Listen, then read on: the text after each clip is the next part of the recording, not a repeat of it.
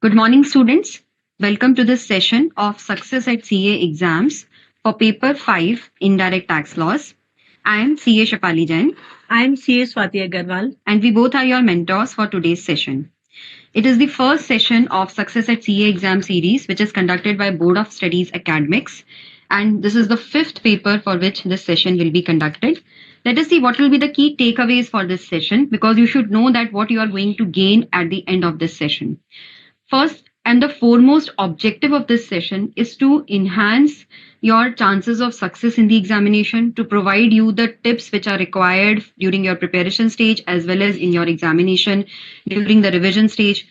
All the tips we are going to provide you so that it improves your performance. It helps you in improving your performance in the examination. You need to be very attentive during the session. Be with us throughout the session, and you will be attending.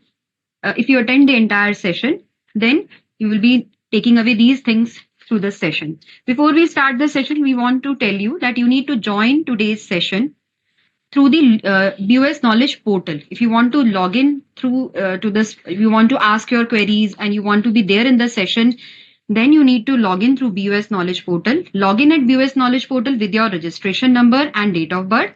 It will take you to the link of and click on Success at CA exam.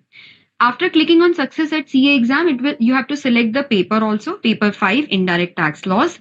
This will take you to the session, and then you can join with us the session. It will directly take you to the session. So there will be no link, nothing. You just have to click on Success at CA exam and you will be logged into this session. You can ask your queries. We request all the students to please keep themselves on mute during the session. Ask your queries through chat. At the end, we'll allow, and in case anybody has any query, you can raise your hand. We'll allow you to unmute and then you can ask your query, or you can ask your query through chat box also.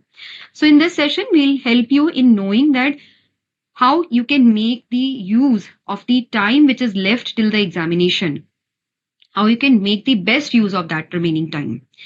Today is 26th March, so you have more than 1 month for your examination, and in case you are appearing for second group, you have even more time. So you need to make best use of that time, and at this point of time, you need to leave aside everything else and you have to be focused on your studies. I can assure you that if you properly utilize this 1 month's time, whatever your results will definitely improve. You're definitely going to achieve something better if you fully focus this time, leave aside everything, all distractions, everything. And don't be discouraged, don't be disheartened if you feel that your preparation is not up to the mark or you have what you have actually expected from yourself. Be fully into the studies at this point of time. Second is now one very interesting feature and very important feature of this session will be the commonly committed errors in the examination. We have one dedicated session in very detailed format. We have covered it. You will be shown the questions. We'll show you what are the errors which students generally commit in those questions. So what is the wrong answer? Because many a times you will feel the wrong answer is the correct answer, or you have been attempting the wrong answer in the examination. Many of you will relate with the wrong answer also, that this is the correct answer. So that is what we want you to know, that this is the wrong treatment and what will be the correct treatment. So this approach is called learn from others' mistakes. So if you are learning from others' mistakes, that will help you in not committing those mistakes in the examination in the first place and will help you in improving your performance. Third is how to memorize the concepts and principles of GST law. Now, when you have read any concept, any provision, it is very important to memorize them. And students generally find it difficult to memorize them or to retain them till the examination. So for that, we have some very important and time-tested memory techniques, which we will be sharing with you, that will help you in retaining those concepts till the examination. And last but not least, or you can say the examination. So then after that, whatever points we will be covering is the examination points. So first point in the examination will be the question paper pattern. If you know the question paper pattern, how many questions are asked, what will be the breakup or the distribution between the case scenarios and descriptive questions, what is the weightage, what type of questions are asked, that makes you more prepared for the examination. So we'll be telling you the question paper pattern, how you can revise before the examination. Now, if you have properly revised before the examination, day before examination, if your revision is effective and satisfactory, then it's actually half battle won. because you have revised, you know that you are prepared with the paper, the confidence with which you will be appearing for the examination, that will be unparalleled. So it is very important that whatever you have learned, whatever you have prepared during your study period, you are able to revise it during the preparatory leave which you get before the examination. So that strategy also, the best strategy which you can follow for revising before the examination, that also we are going to share with you. And when you are into the examination, in the examination hall, how you're going to manage your time. You get 15 minutes reading time, then you have descriptive and case scenarios, so how you can allocate your time between the two. What should be your strategy while writing the answers? What are the points you should keep in mind when you are writing the answers? So how to master the art of writing the answers, that also we are going to discuss. So, and if the time permits, at the end, we'll try to take few questions of the revision test paper for May 2025 also. So be with us throughout the session, and we can assure you that you will definitely take so many things home, and you will be more equipped with the skills, with the tips you need for the forthcoming examination. Okay, so let us start with the first point. That was how to best utilize the time till the examination. So this remaining time, how you can utilize till the examination. First is you need to create a study plan. Now all of you must be in mid of your studies. Some of you might be in the revision stage. Some of you have just few weeks back you have started your preparation because you are a final student. So all of you would be almost, you must have covered a substantial portion because it's 1 month till the examination. So you would have to cover a substantial portion, a reasonable portion for the examination. Okay. So you need to create a study plan for that. Now, how you have to create a study plan? You need to divide your entire syllabus, and you need to divide the topics which you have to cover. So you need to see how much time you have with you, work out the time which you have for the examination, and the topics which you have to cover till the examination, because some portion you have already covered, some portion is left which you are going to cover in this particular portion, and you can keep some time aside for revision also. So devise a study plan based on the time which you have and topics which you have to cover. Allocate time for each of the topic based on its weightage, based on its complexity level and your comfort with the topic. So you have to devise a very appropriate study plan before going further. Second stage will be prioritize the important topics. Now you have to prepare your study plan as per the sequence of the important topics, or in the descending order in the based on the importance of the topics. So the topics which are most important. Now how will you know which topics are important? For that we'll take you to the section wise weightage during the session. So those topics which have the highest weightage. In fact, for your convenience, let me tell you that the substantive provisions of law.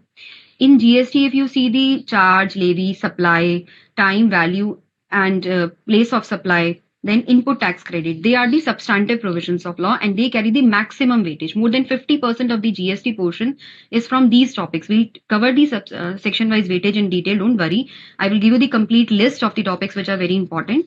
In customs also, the substantive provisions carry the maximum weightage. So you should keep those topics in the first place. You should be very thorough with those topics.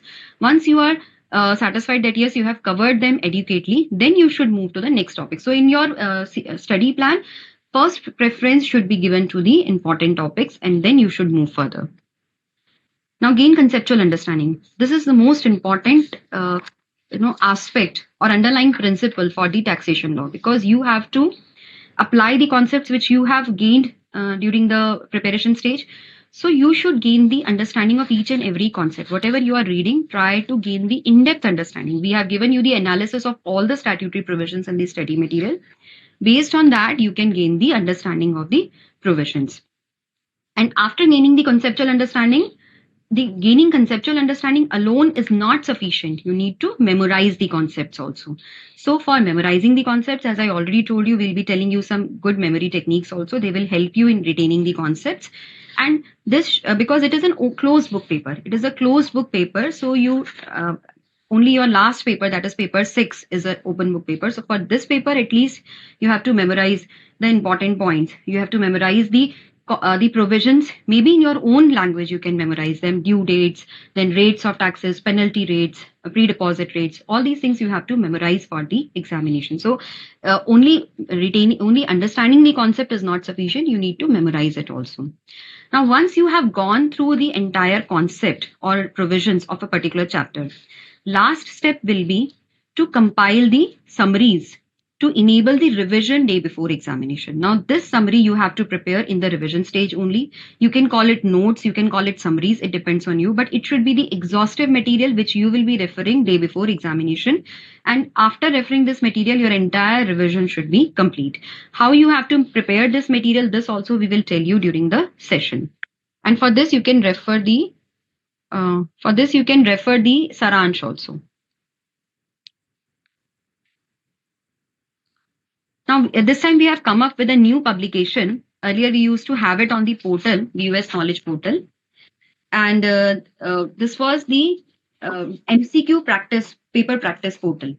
Now, this time we have come up with the publication, a separate publication for that. All the case scenarios on GST have been compiled in the form of a booklet, and you should, after completing your entire syllabus, now this booklet should be referred only after completing the entire syllabus, because this booklet has the integrated case scenarios or case scenarios based on more than one topics. So once you are done with all the substantive provisions, then you can start referring this booklet. But there are concepts which are based on procedures also, which have been tested in the booklet. But primarily, if you are thorough with your substantive provisions, then you can go to the case scenario booklet and you can practice with the case scenario booklet.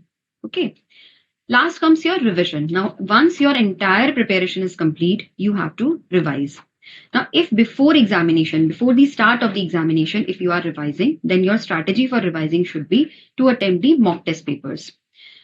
We have come up with a booklet on mock test papers, separate booklet, which has six question papers plus one dedicated mock test paper for series 1 has also been launched for May 2025 examination. So till now you have 7 question papers for May 2025 examination. This mock test paper, which has been latest issued recently, you can attempt it in your branch also. Second series will be conducted very soon. You can attempt that series in the branch. One series has already been conducted.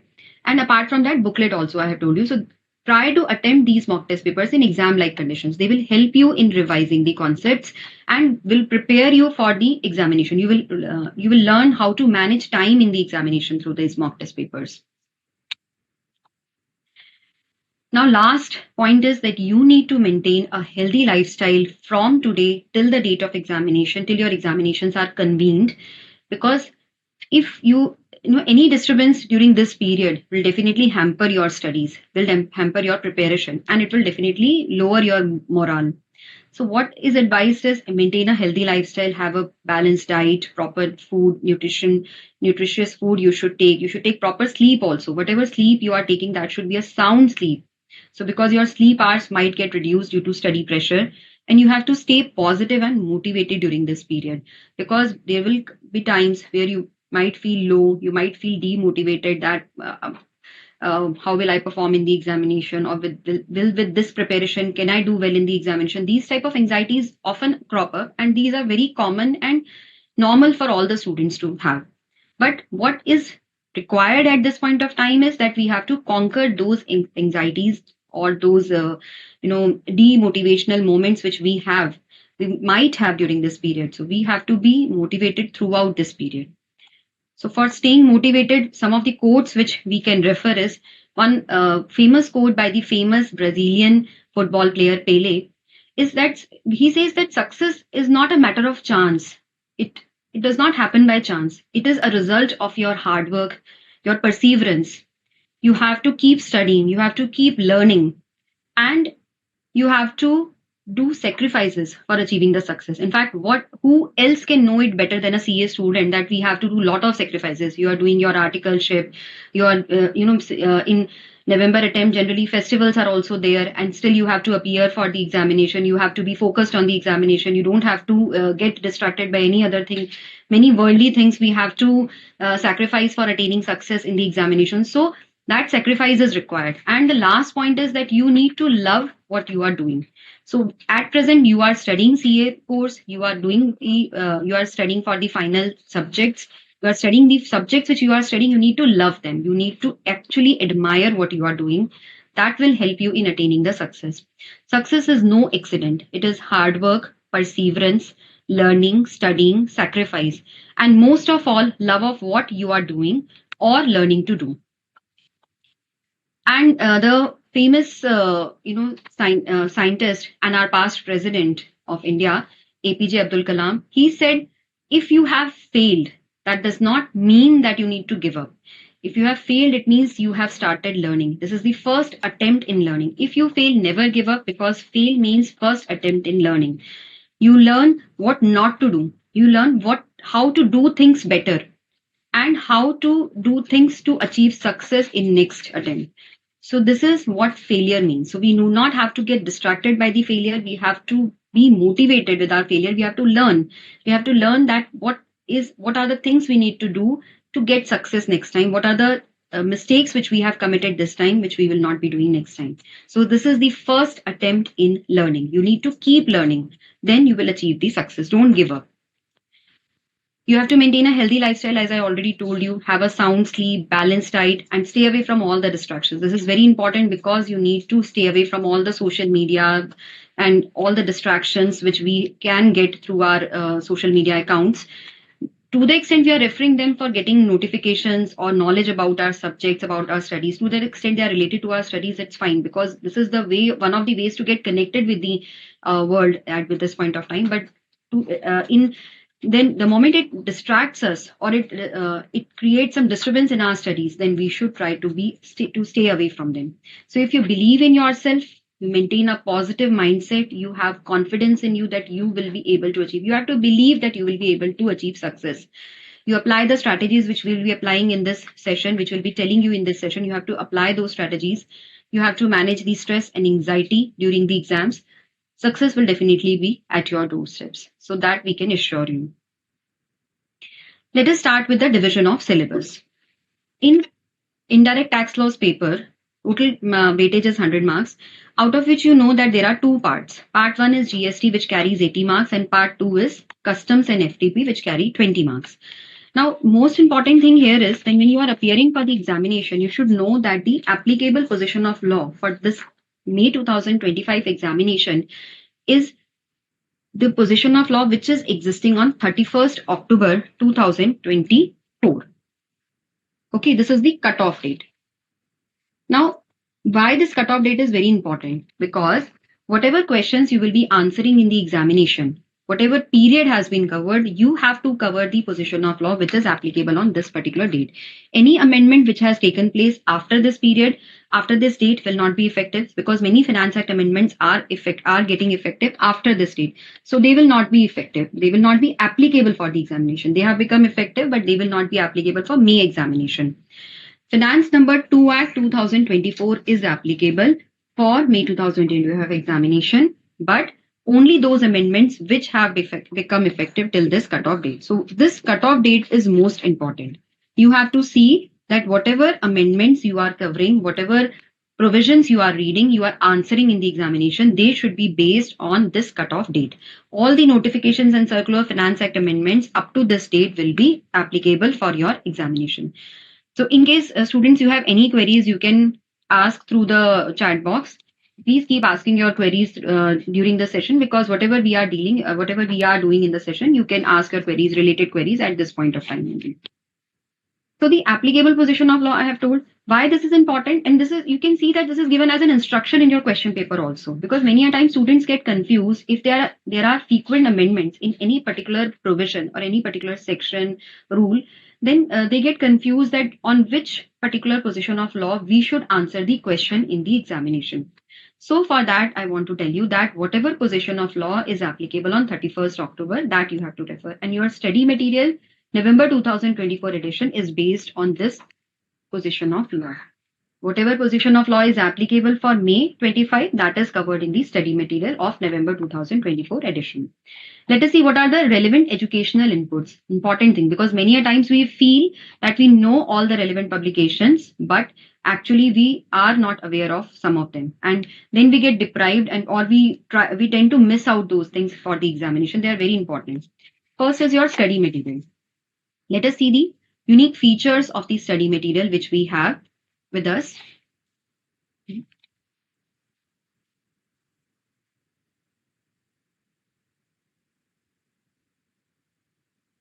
So here you can see the study material which is web hosted. Let us see first chapter. So we have the chapter starts with the learning objectives, which gives you an idea that what you are going to learn after studying this chapter. Then you have the each of the topics have been covered in a very lucid and students friendly manner. Uh, Imageries have been covered to visual imageries to help you in retaining the concept. So when you are referring to any particular definition or any particular topic, the imagery with that particular definition helps you in retaining the concept which has been related with that particular topic. Then we have the statutory provisions. Now we have given for every section, we have given every topic which has been covered, we have given the statutory provision first of all, which is followed by its proper analysis, which has been given in simple language so that you can understand that provision and you can yourself study the provision.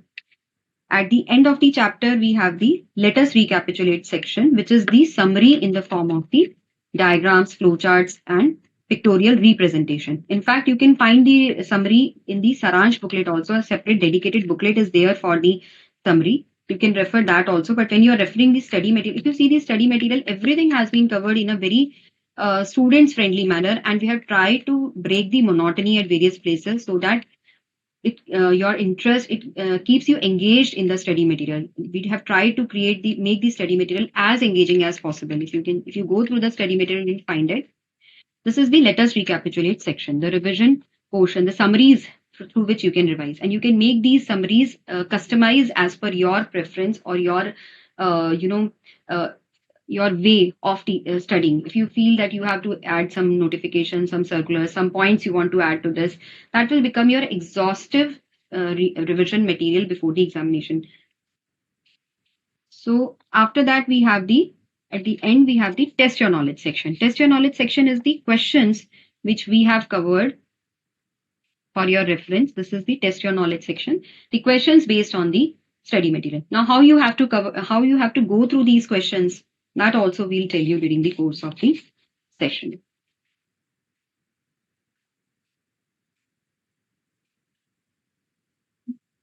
Next is the booklet on case scenarios. Now it is a new publication. It has the case scenarios based on goods and services tax. This time a new feature has been added to this publication, which is the reasoning.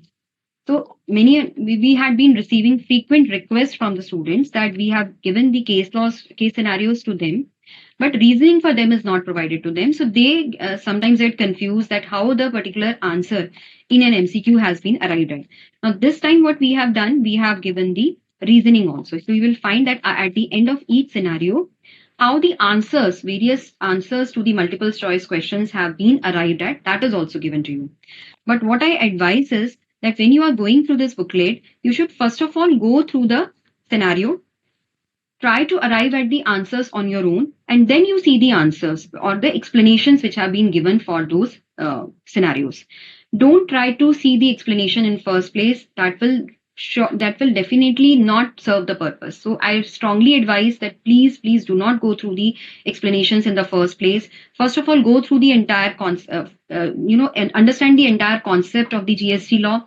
When you are thorough with it, come to the MCQ booklet, do each and every scenario, and when you attempt a scenario, then try to arrive at the answers, try to conclude the answers, correct options on your own, and after that you refer the explanation and the correct answers. That will help you in locating the areas where you lack clarity, and that will help you in actually opening your mind. You will apply your mind in solving this case scenario. This case scenario booklet, once you go through all the case scenarios, you will definitely learn many new concepts, many finer concepts of GST law, have been clarified through these case scenarios. So these are not just MCQs that it has 4 options and whatever you have learned till now you will be applying them. You will learn many new concepts. Your conceptual clarity will enhance after doing this case scenario booklet. I can assure you that once you start attempting these scenarios given in the booklet, you will yourself feel that yes, it actually contributes to enhancing the or clarifying the concepts of GST law. So once this booklet is complete, you should go to the MTP booklet. I told you there are 6 scenarios, 6 question papers and answers also, which are given in the MTP booklet, and that is relevant for May 25 examination. It is applicable for. It actually the answers have been actually amended as per the position of law, which is applicable for May 25 examination. Then we have revision test paper for May 2025. If time permit, we'll try to take few questions also of revision test paper. Otherwise, we'll take it in the next session. Revision test paper is also very important because it gives you an idea that what type of questions can we set in the examination, what type of questions you need to prepare for the examination. It is not in the examination pattern. Mock test papers are prepared in the examination pattern, but revision test paper questions which are tested in revision test paper, they are very important from examination point of view. Some of them are based on the amendments also, so they will help you in understanding the amendments also. Then comes the mock test paper. Now this one is the booklet which has 6 MTPs in it, and this is the series of mock test papers. So 2 series will be conducted. One has already been there, and second series will be conducted in few weeks time. You can prepare for that and you can go to your respective branch and you can appear for the mock test paper in the exam like conditions, or otherwise you can attempt the paper in a 3 hours time at home also, but try to create exam like conditions so that you get to know the time management, you get to assess yourself properly. Last comes the saransh for May 2025 examination. Now that will help you in fact instead of saransh you can refer the let us recapitulate section also, which is given at the end of your study material, that is properly updated for May 2025 examination. This is what we have gone through. Special features of study material, we already know this. Next comes the section wise weightage. I already told you that section wise weightage provides you the weightage which each of the topics will carry in the examination.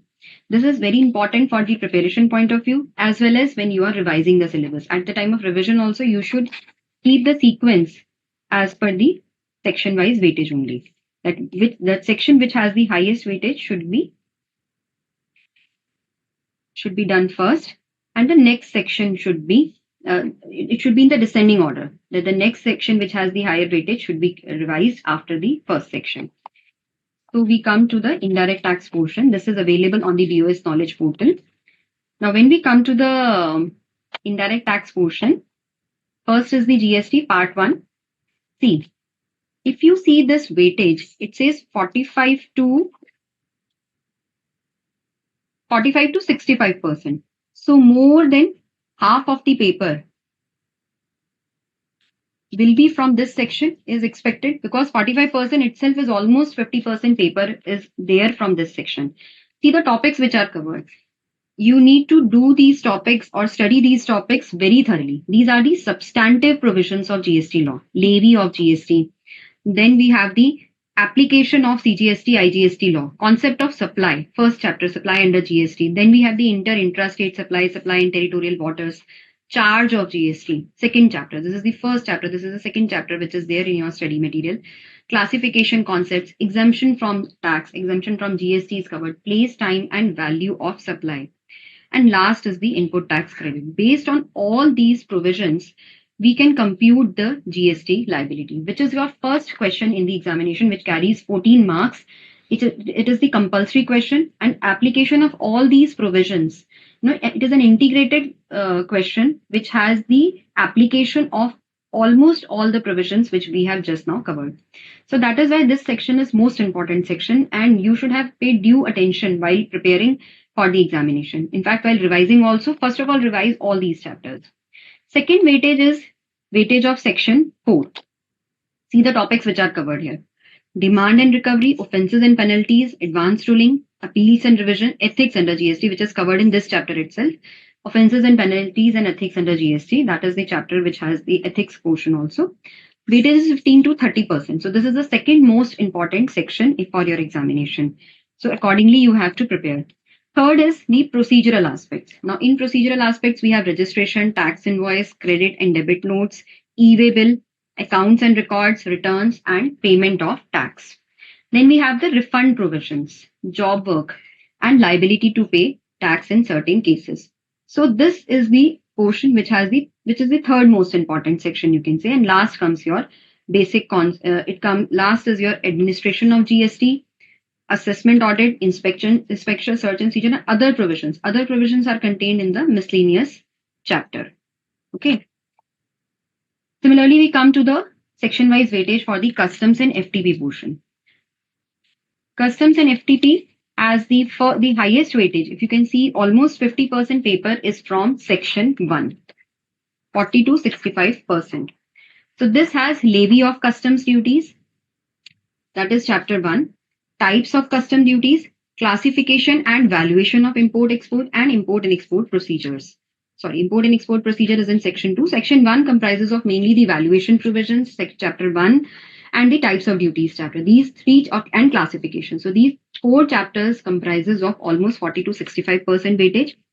Then comes the import and export procedures. Import and export procedure, warehousing, refund, and basic concepts relating to export and import, export promotion schemes. This comes in the section 2. That carries the weightage of 20 to 45%. So this is the second most important section in your paper. Last comes the foreign trade policy, basic concepts of import and export which are covered in foreign trade policy, and introduction to customs law, which has a weightage of 10 to 20% in the customs law. So with this, we come to an end of the section-wise weightage. Then comes the study guidelines. Study guidelines are the topics which you do not have to study for the for the examination. They have been excluded by way of the study guidelines. These topics are not relevant for examination. The main topics which have been excluded are the rates of taxes, both goods and services. You need not remember, it will be there in the examination questions. Second is the exemption relating to goods and the real estate provisions. So these are the primary provisions which are not applicable. Transitional provisions, they are also excluded by way of the study guidelines. So you need to refer the November 2024 edition of the study material. That edition has all the relevant amendments which are applicable for the May 25 examination. Okay. Let us come to the point which you need to bear in mind while doing the application-based questions. When you are doing the application-based questions or test your knowledge section questions, what you need to do is work out problem from test your knowledge section. Try to attempt it on your own. The way I told you about the MCQ booklet, that you should not refer the answers in the first place.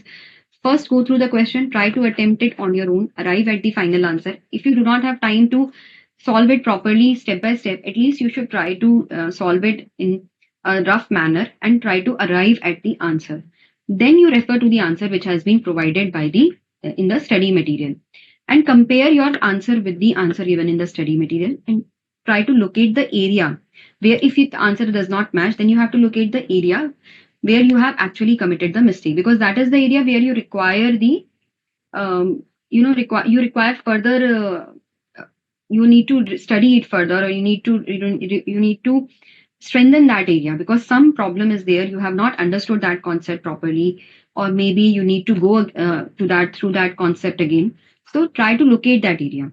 So when you are solving all the questions, you will find certain questions where you find some difficult issues, complex points, or some tricky points are there in some of the questions.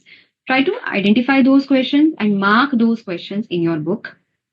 Try to highlight the tricky area or difficult portion which you want to again go through in your revision stages.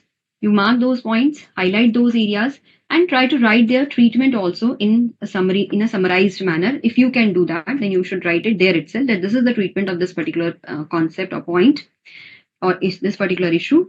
And those questions you should refer in your revision stage when you are revising that particular subject. Plus, you should refer those questions when you are actually revising the subject before the examination, because that helps you in revising that helps you in applying those concepts in the examination. When before examination we have done all the concepts, we have revised the concepts. Sometimes when while applying those concepts, we do not have that much confidence because we feel that we have done the concept, we have revised the point, but when it comes to the application, we might not be able to do that. But when we have gone through these questions which had some issues, those points also we have gone through before the examination, that helps us in boosting our confidence and helps us in attempting those questions in the examination also. So when you are first time doing those questions, I never suggest that you should see the answer. But when you are referring those questions before the examination, then you should just see or have a glance at the answer and don't try to solve them at that point of time. Because then you should only see what was the treatment which was given to a particular issue, particular item in the question, so that if a similar question comes in the examination, you are able to solve them. Okay. So this way we come to an end with the preparation stage. So whatever points I need to tell you regarding the preparation stage are over. If anybody has any doubt, they can ask. Otherwise, we can move to the question paper pattern. Okay.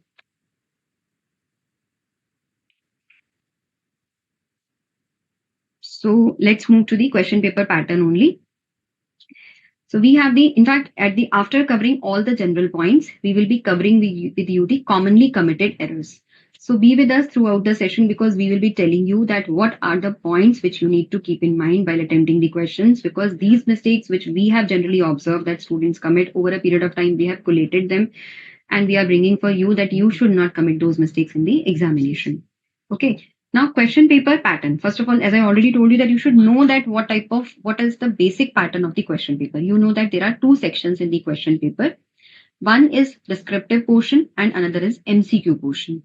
Now, in MCQ portion, which carries 30 marks, there are two sections or two parts.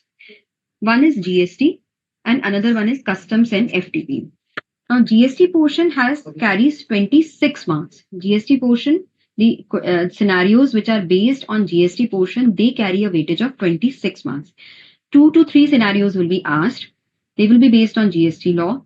And from customs, independent small scenarios questions will be asked or small scenario based questions. So there will be no big scenario on customs.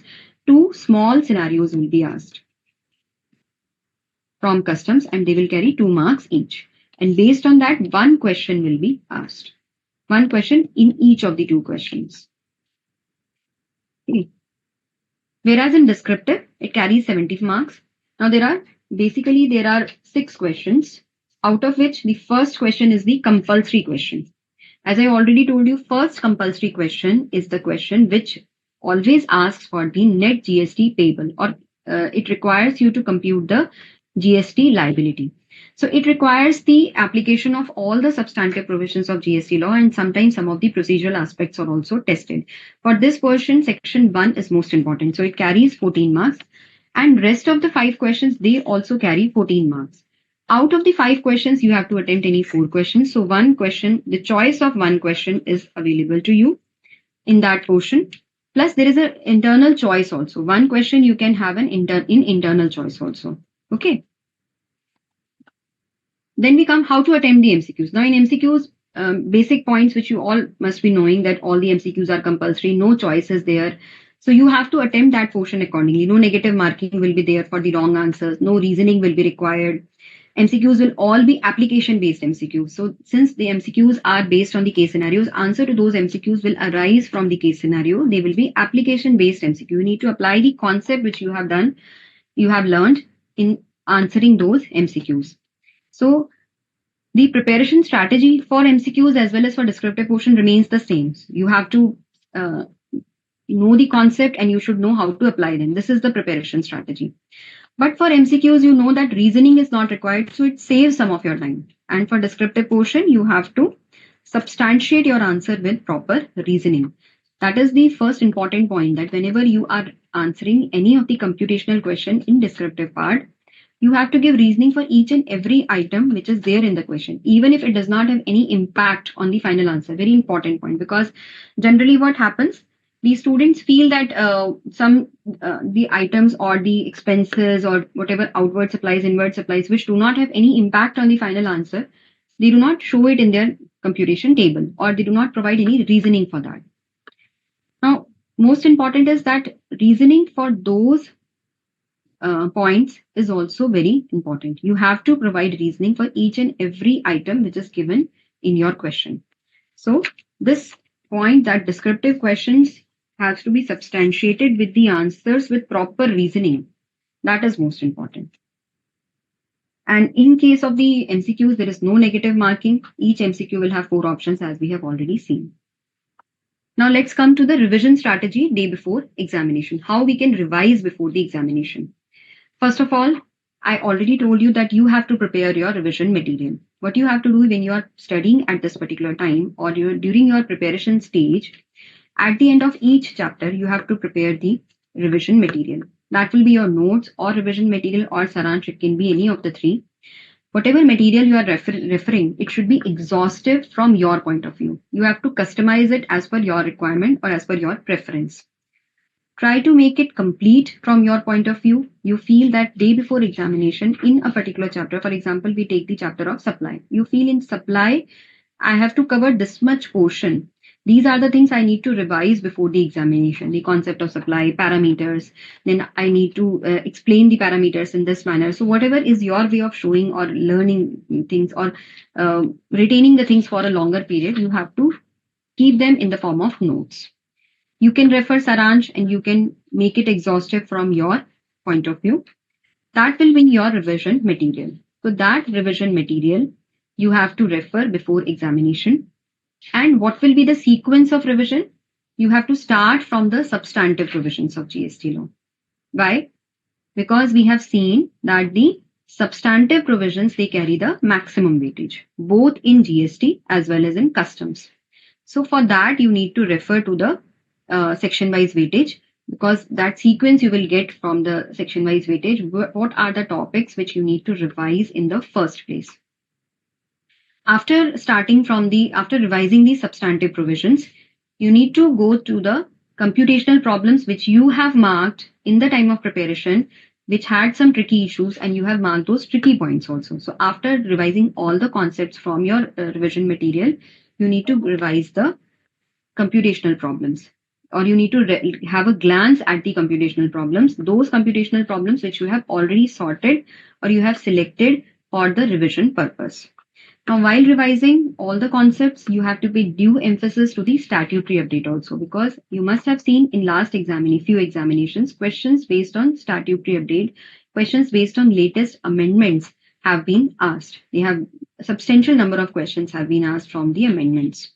So you need to pay due attention to the statutory update, because GST law is a very dynamic subject and dynamic law, and it witnesses very frequent changes.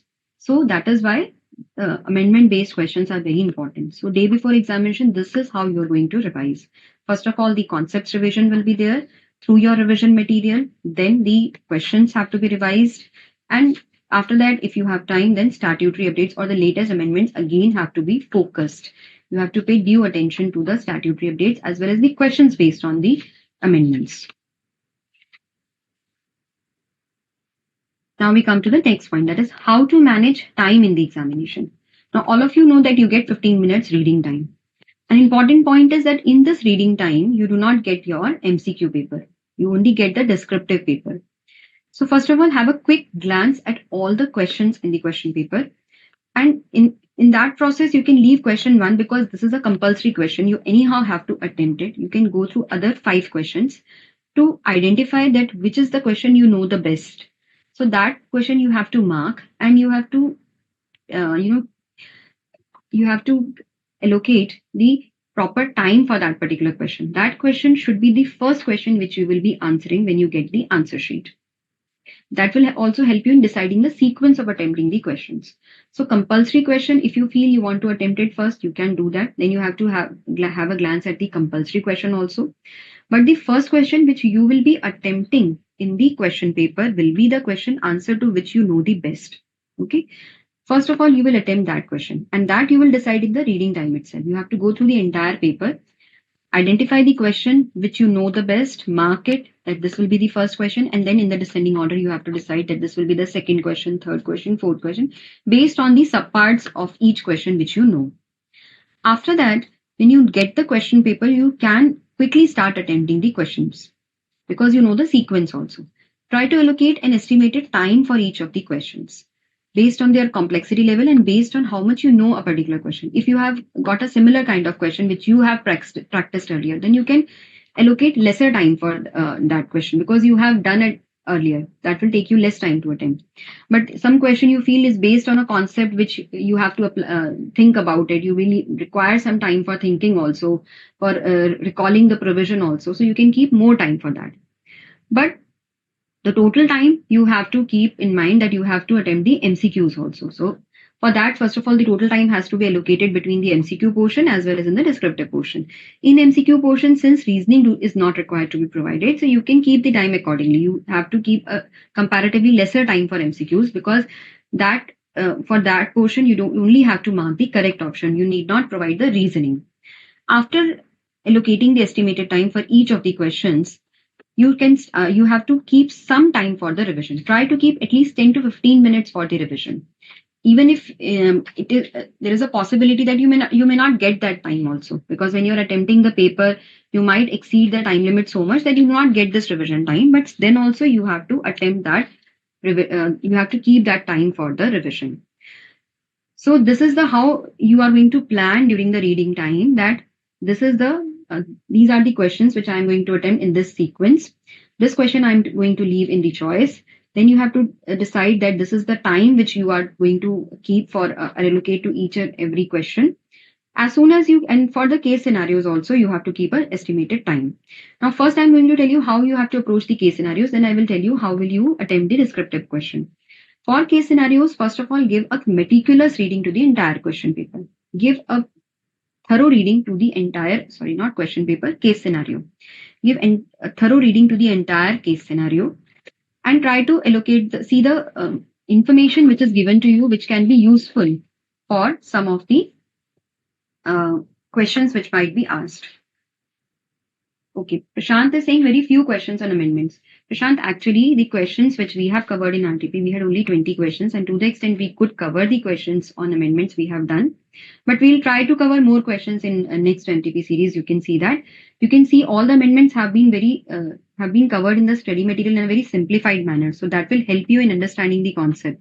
And Prashant, you can join through Zoom link also by going through the knowledge portal, because there you can, when we will be having the commonly committed errors, Swati will be taking you through all the commonly committed errors. You can interact at that point of time if you are in Zoom link. So I will advise all the students who are joined through any other portal, they can come to BoS knowledge portal and they can join through Zoom link also. This way you can interact in the second half portion of the session, where we'll be, discussing the commonly committed errors, because there we'll like you to first of all answer the question, and we have you yourself can see whether you are also committing that mistake with others are committing. So that will help you in assessing that at which point of preparation you are, or whether this mistake you would have also committed in the examination. So request all of you to join through Zoom link. But yes, regarding the amendments, we have covered all the amendments in very simplified form in the study material. We have tried to break them into parts, into bullets. Then we have tried to explain the amendments also, because this time number of amendments was so huge. We had so many circulars which were brought in, industry specific circulars, and they were very significant from the point of view of the GST law. So that is why most of them had to be incorporated in the study material. We have covered them in the study material. Number was so large that we could not cover all of them in the RTP. But yes, we'll try to cover them in some other manner if possible.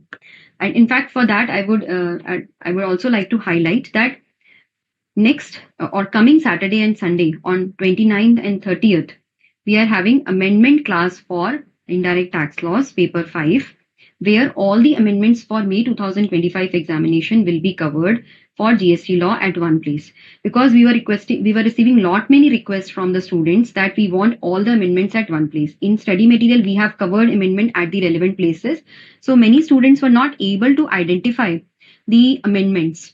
Now, when you will be attending that class, you will be knowing all the amendments. As I already referred, that amendments should be focused. You have to pay due attention to all the statutory update or all the amendments which are applicable for your examination. For May examination, this is the attempt we have tried to make for the benefits of the final students. So you can You can join that class, which will be there on 29th and 30th from 2 p.m. to 5 p.m. Amendments covered in GST law for May 2025 examination. This is a special webinar which is being conducted for apprising you of the amendments. So students who have some issues in the amendments or who want more clarity on the amendments are advised to refer that session. That is a very useful session. Now coming back to our topic, how to approach the case scenario based MCQs. So you have to give a meticulous reading to the scenario, then go through the questions. Now, when you're going through the questions, what you have to see is what are the facts of the case which you will be requiring for answering a particular, suppose first MCQ you saw, and that MCQ requires computation of value of supply.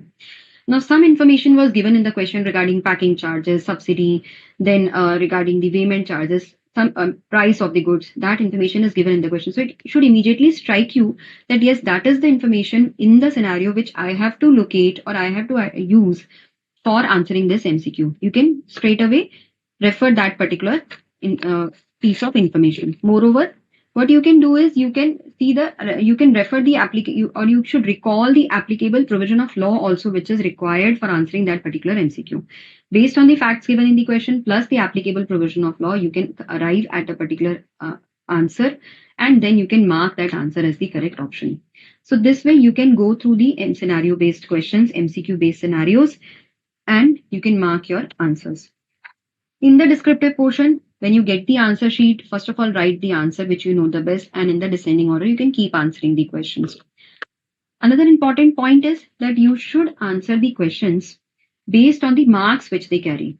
So the answers should not be very lengthy. Or sometimes it so happens that generally we have a tendency that when we know any answer, we try to write so much in that, and some other answers, some other questions where we feel that we do not know the provision adequately, we try to leave them, or we try to give a stepmotherly treatment to those questions. No, try to do justice with all the questions. You need to write a question in commensuration with the marks which are allocated to a question. So if a 2 marks question is there and you know the concept in detail, don't write a answer for 5 marks, because that will not give you 5 marks. You will get only 2 marks, and that will unnecessarily waste your time. So what you should do is you should see the weightage of a question, whatever marks a question carries, and answer accordingly. Give due time and justice to each and every question, because the questions which you might not be aware of or you might not be knowing that well, that also should be answered properly. Try to give full appropriate time to that question and give clear and focused responses. So don't write vague answers. Try to adhere to your pre-allocated time. So if in case you are exceeding too much the pre-allocated time, then you should leave that question then and there itself. Leave appropriate space for that question. Anytime you can come back to that question and answer it, but move to the next question in the meantime. So whatever time you have allocated for a particular question, try to adhere to that particular question. Okay.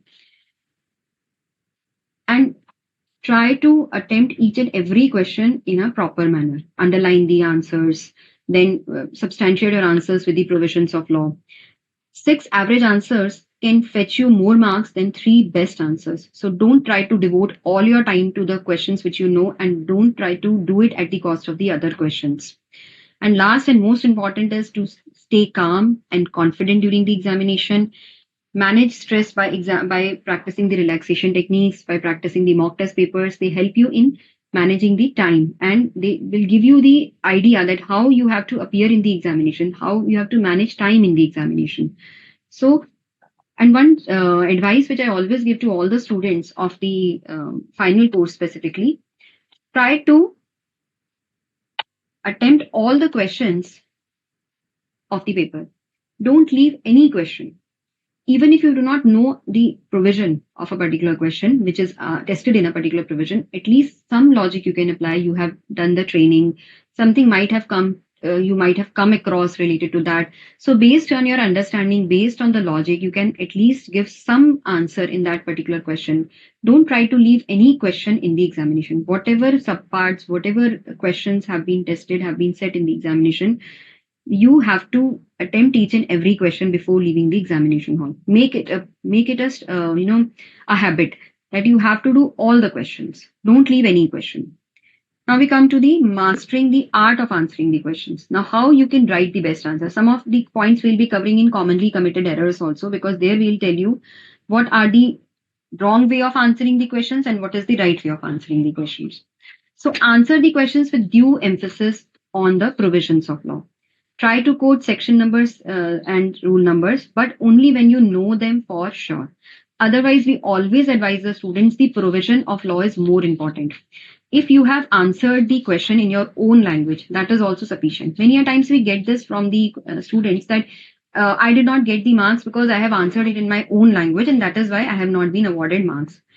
For that, I would say that is not the reason. In fact, you get the generally when your marks would have been deducted, it happens because some point you might have missed while answering the question, or when you are writing the question in your own, writing the provision in your own words, either you have missed you have not communicated it in the proper manner. So when we are writing in our own words, the same meaning should be conveyed as the provision lays down. That is the care we have to take when we are writing the answers in our own language. But we always advise the students to do not you need not reproduce the section or rules verbatim. You can write the answers in your own language. In fact, if you see the suggested answers, I would advise all of you to go through suggested answers also. You will see that the suggested answers, in suggested answers, we have written or we have mentioned the precise answers. They give you an idea that how you have to write the answers in the examination. So you will have to write the answers very precisely to the point in your own language, but the provisions of law should be brought out separately. Okay. Now and as I told you, first question should be the question which you know the best. Properly underline the answers, properly underline the points which you want towards which you want to draw the attention of the examiner. Present your answers well. An important point which I would like to discuss here is that suppose in any of the questions you feel that you need to some information is not given to you, or you feel that you need to take some assumption for that particular question, then you should clearly state that assumption in your answer and start answering the question. Suppose a particular value is missing, some information is required that whether the taxpayer has undertaken this particular activity or not, what is the turnover for the last year. If these things are required for answering the question and this information is not given in the question, then what you should do is you should take an assumption for that question, for that particular point in that question, and clearly state that assumption. If you do not write that assumption, that will actually amount to your guesswork, because the examiner can take it in this way that this was something you have guessed and you have not understood the point which was there. So try to write suitable assumptions which are required in the question paper and try to attempt the question with due emphasis on the provisions of GST law. This way your answers will be duly marked, or you will be awarded due marks in the examination. So when you are answering any comprehension and knowledge based question which requires the direct answering of the provision, first of all you should try to break your answer or distribute your answer in the bullet points. You can give some example if it is required, and try to keep your answer precise and in brief points, because that makes it more readable and more intelligible. And this is how you should answer the comprehension based questions. As regards the non-computational analysis based questions, because regarding the computational questions, we'll be giving you an idea in commonly committed errors also.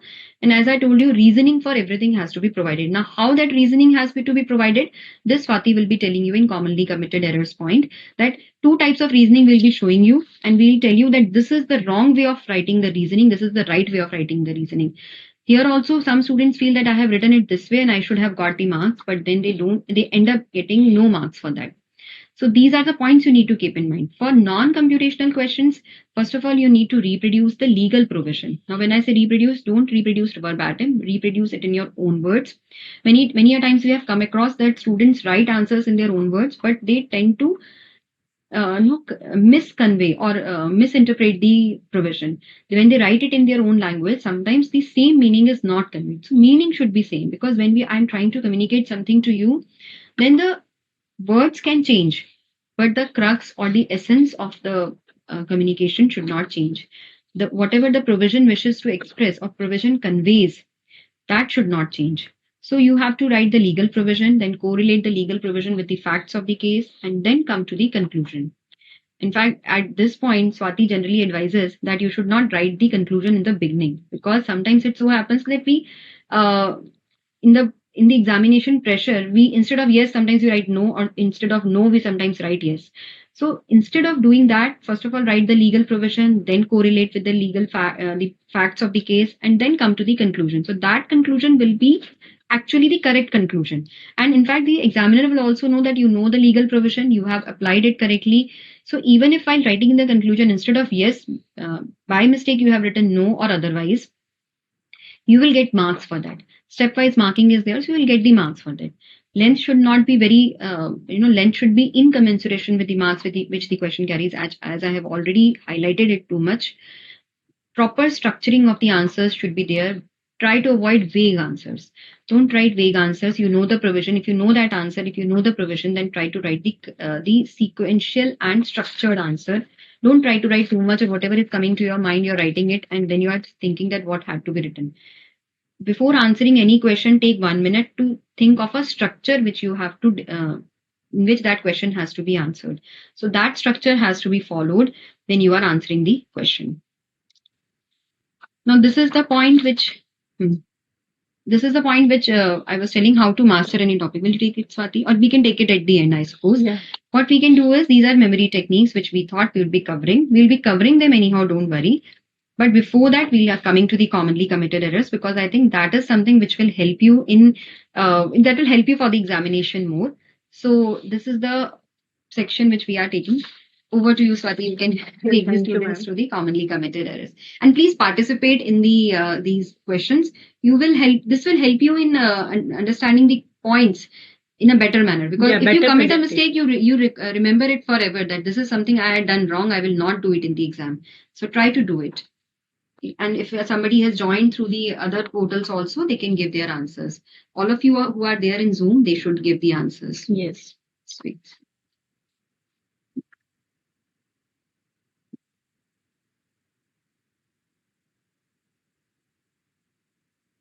So I request now all of the students who are there, please, take part in the session. Please be interactive. Now we are starting the interactive technical session. And basically now, if you will participate, you will come to know the correct manner of presentation during examination. Even if when we know the provision, sometimes we are not able to present the answers in the correct manner, and due to which, you end up in losing marks. So I urge you again that please participate, right? Okay, let's make this session interactive one, and you will enjoy this session. You will come to know the fine points which you need to bear in mind during examination. So question number 1 is a compulsory question, as we know, and it carries for 14 marks. So we are showing you the extract of information which is given for computing net GST payable in cash for the month of February for a registered person. As we know that compulsory question generally is generally based on it generally requires the students to compute the net GST payable in cash. So what we are showing you is some extract of the information which is given for the said requirement. Now, the question is J Limited, Gujarat, imported goods from China with CIF value of rupees 5 lakh in Feb.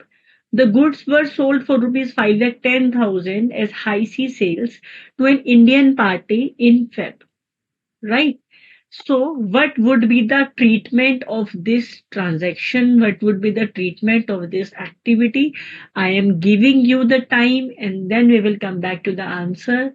Then we will check whether your answer, whatever students have given, that is correct or not. Okay, let's start. Take your time, read the question again, and please participate. Give me the answers. Dhruv has replied. I'm giving you 1 minute time. Hemant, Prashant, Anita, I'm waiting for the answer. Please also mention why the reason for the treatment, whatever you are stating in the chat box.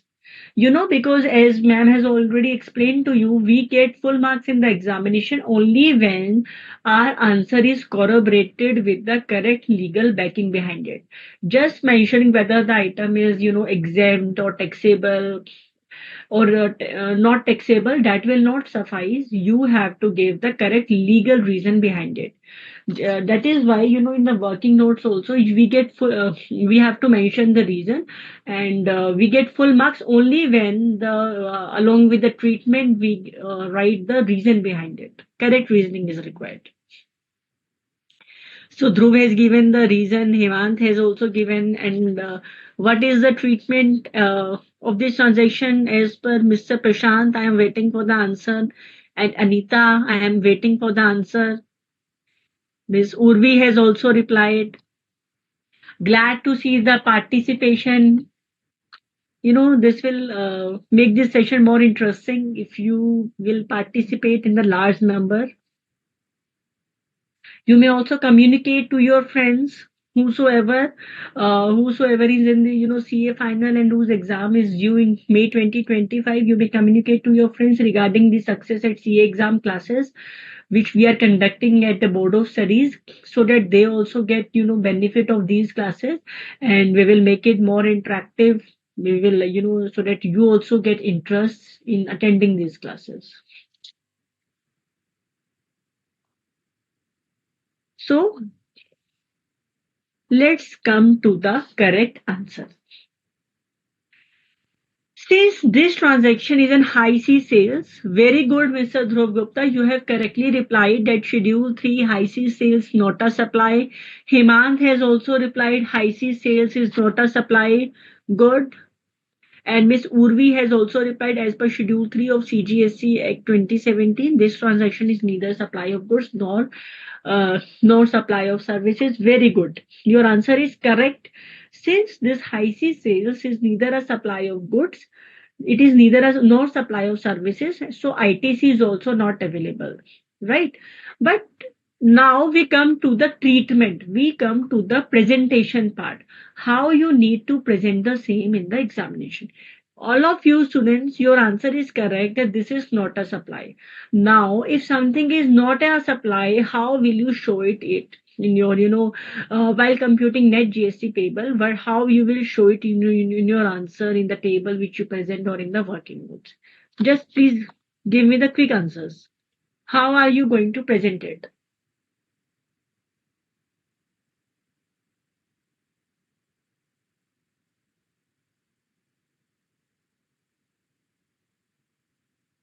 I am waiting for the answers.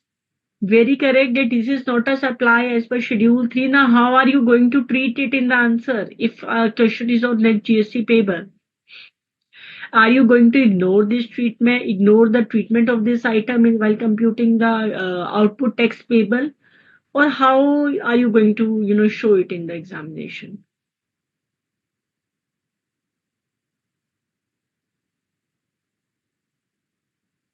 Mr. Dhruv,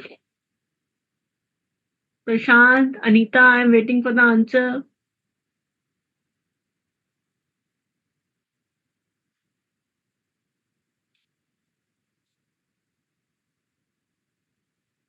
Miss Urvi has replied, in the ITC working, we will write import of goods and we'll write zero figure in IGST column and write a note that since it is high C sale, no ITC is admissible. Good. Now let's see the correct treatment, right? We have come to know by now that high C sales is neither a supply of goods nor a supply of services. So generally what students commit mistake is that they might not show it explicitly neither while computing the ITC available nor while computing the output tax payable, right? And this is a wrong treatment. Sometimes you feel that this is not a supply, so why should we include it in the output tax payable? Or since ITC will also not be available, so why will we write this statement in the table of computation of ITC payable? But this is the wrong presentation, right?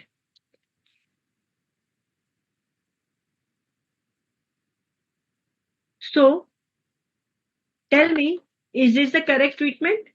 When we compute the Hemant has replied, supply is part of the turnover, but GST is not applicable. Right. So I'm showing you the presentation. You let me know whether this is the correct one or the wrong one, right? Computation of admissible ITC. Goods imported from China, nil. No ITC since tax is not payable. In case of high C sales, IGST is paid by the last high C sales. Please note that in case of high C sales, IGST is paid by the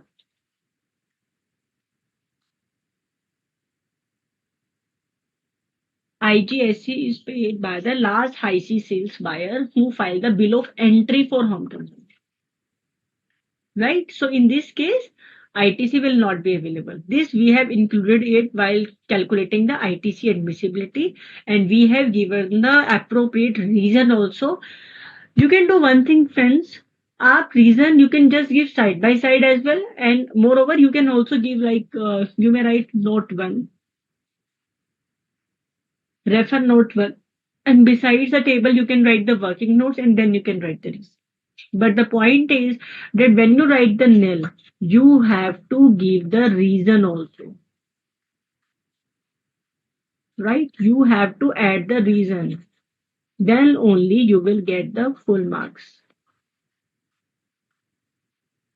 I hope I am clear. Now, this activity will get the two treatments, one in case of computation of ITC admissibility and another in case of computation of GST liability. Now, when we compute the GST liability, although this is activity is not taxable, but still we have to include it in the table.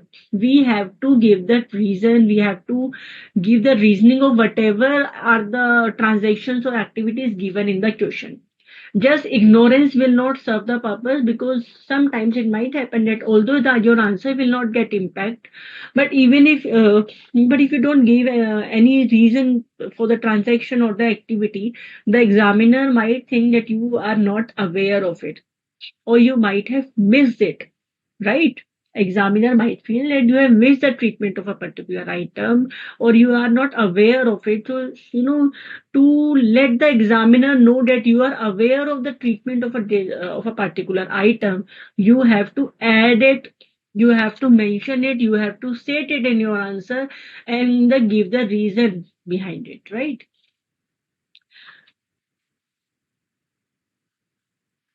Urvi is asking, ma'am, why should we write this activity in computation of GST liability if we have written the same in ITC computation? See, if we have, imported goods, since if some activity is a supply, right? So what are the two treatments? The ITC is available and the output and the same is also included in the supply, right? So computation of GST liability, high C sales.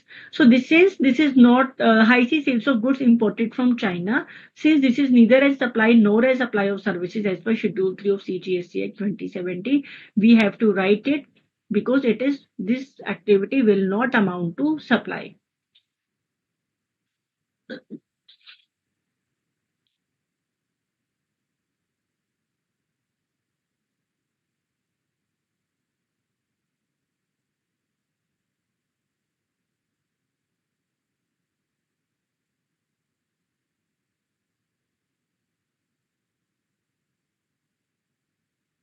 See, I think, Urvi, your point could be key if if we are purchasing something that is not an outward supply, and in computation of GST liability, we take the items of outward supply. Am I right, Urvi? I think you are confused on this, but sometimes in case of inward supplies at this level, you might be aware that tax is payable under reverse charge mechanism. Right. So while in the table of computation of GST liability, you have to add those items where reverse charge is payable, tax is payable under reverse charge mechanism, although that service is not your outward supply, but these that are your inward supplies. I hope I am clear, Urvi. Now, one another question. Okay. I hope your doubt is clear, Miss Urvi. J Limited Gujarat paid inward transportation expense of rupees 30,000 in Feb to Mr. Jet, a tempo owner in Gujarat who has not issued any consignment note. He has issued a consolidated bill in Feb. Tax rate is 5%. Right? So, what would be the treatment of this particular activity? Your time starts now, waiting for the answers.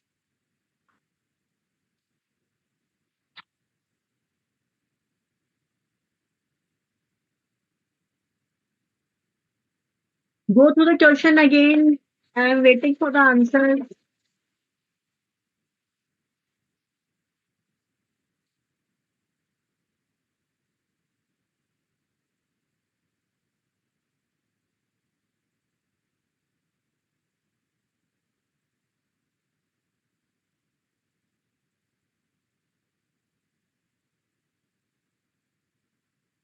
Dhruv has already replied. So be fast, students, other students.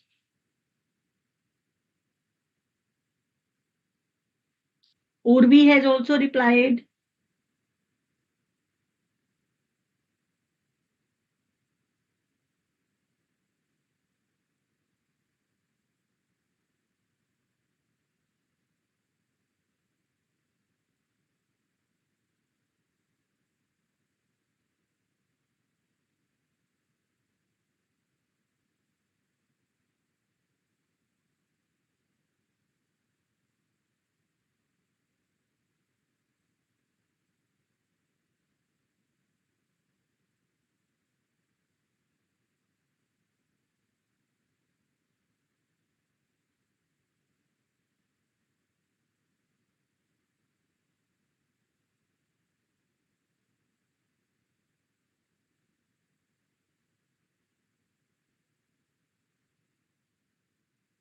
So now I'm showing you the treatment. Now you let me know whether this one is a correct or not, right? So instead of replying, letting you know exactly whether your answer is correct or not, I'm showing you the treatment of this activity. Now you let me know whether this is the correct presentation, correct answer or not. What Mr. X has done while computing admissible ITC, inward transportation, Mr. X has written ITC on GTA services allowed as it is used in course or furtherance of business. Now let me know whether this is the correct or not.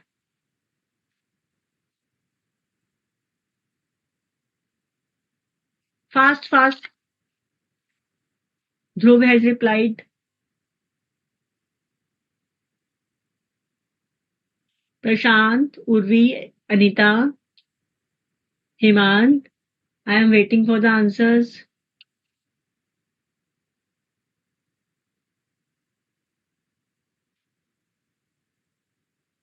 So this treatment is not correct. Good, Dhruv, your answer is correct. That this way we need not write. Now, let me show you another manner of presentation. Let me know whether this is the correct one or not.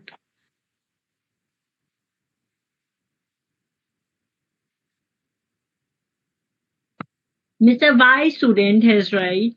Inward transportation from Mr. Z. Services of transportation of goods without issue of consignment note is not covered under services of GTA and hence exempt. Thus, no ITC is available. Is it correct?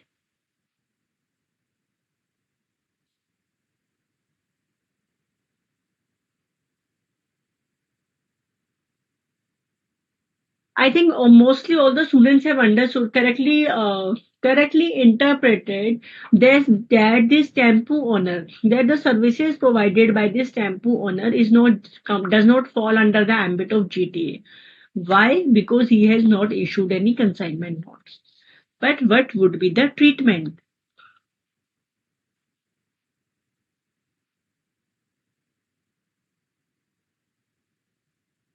Inward transportation. So is it correct or not? The services of transportation of goods, it is not covered under services of GT. Is it exempt? Whether this service is exempt, please let me know.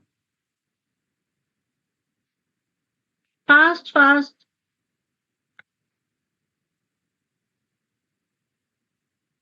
I am waiting for the answer. You all correctly know that this service does not come under the ambit of GTA. Now the question arises whether this service is exempt or not.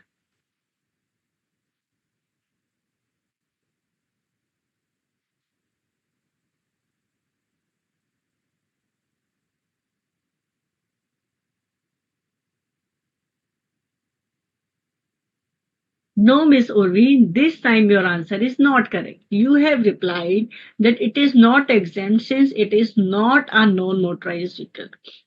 Your answer is wrong. As the activity which I am showing you, the manner of presentation, this is the correct one. This is correct. Why? Because yes, these services are exempt. You may refer entry 18 of exemption notification,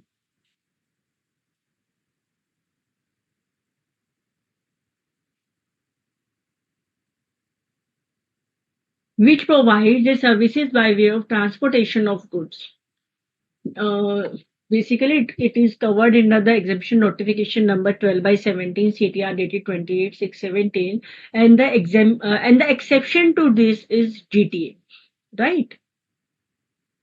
So, if services are provided, transportation of goods is provided by GTA in general, no instead of non-specified goods, then that is not exempt. But here it is not provided by GTA. It is services of transportation of goods. It is exempt wide entry 18. I hope I am clear.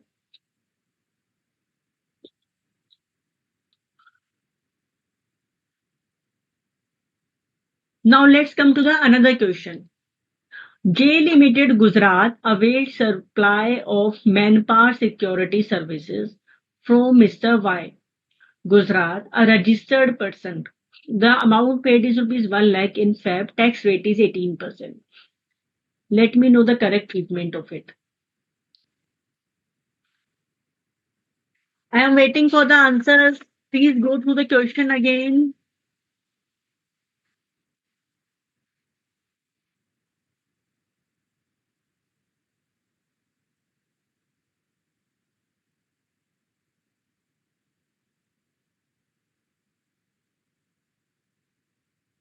Shubham, Mr. Shubham has joined and he has replied. So other students, I am waiting.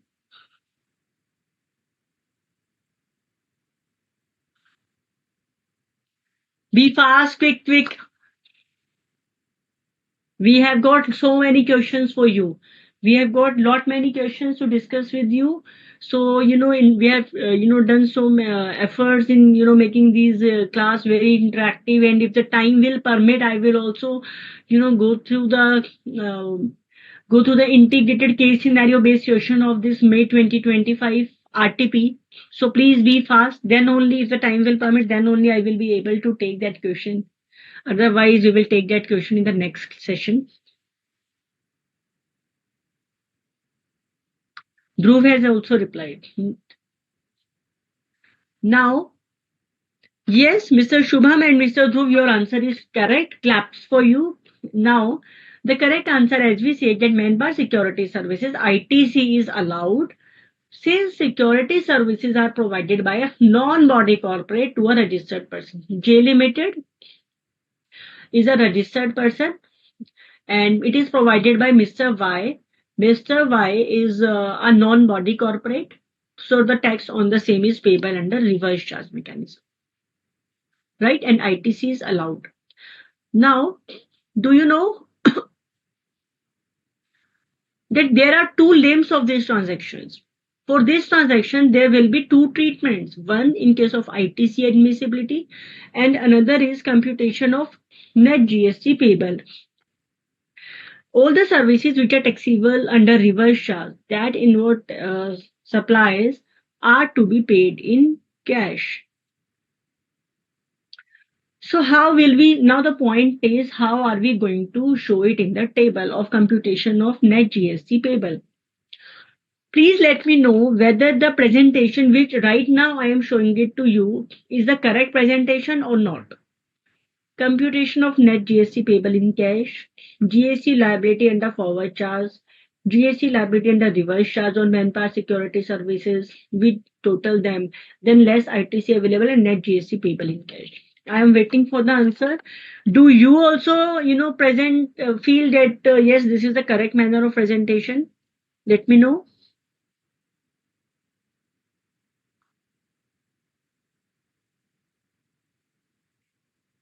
I want active participation from all of you.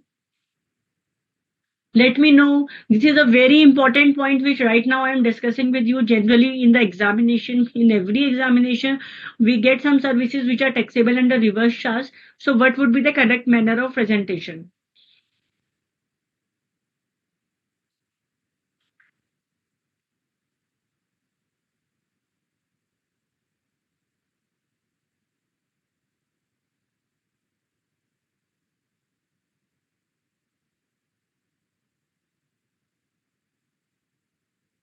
This is a wrong presentation. You do not have to present your answer in this method. Yes, for the RCM, Mr. Shubham, this is a wrong presentation. You don't need not present your answer in this manner. Now the question is, what would be the correct presentation? As we know that yes, ITC will be allowed, and the reason is correct that ITC is allowed because non-body corporate to a registered person, so the tax is payable under reverse charge. This is correct. But how are we going to present it in the computation of net GST liability table in cash? See, this is very important. I will again say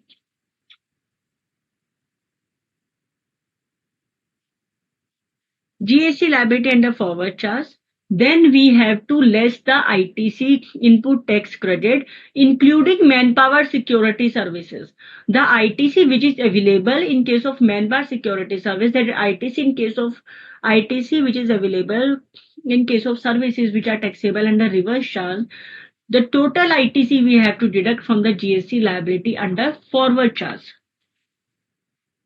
Then comes forward charge liability on outward supplies payable in cash after setting off of ITC. After that, we have to add tax on manpower security services payable in cash. Reverse charge services. Why in the end we have to add? Because tax payable under reverse charge being not an output tax. This is not an output tax, and so this is the reason that it cannot be set off against ITC. Tax which is payable under reverse charge is not an output tax, and that cannot be set off against ITC, and that has to be mandatorily paid in cash only.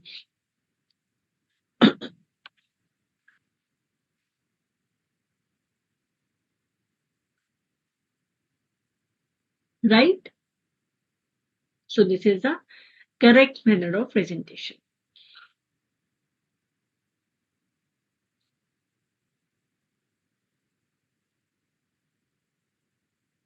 Some students might only write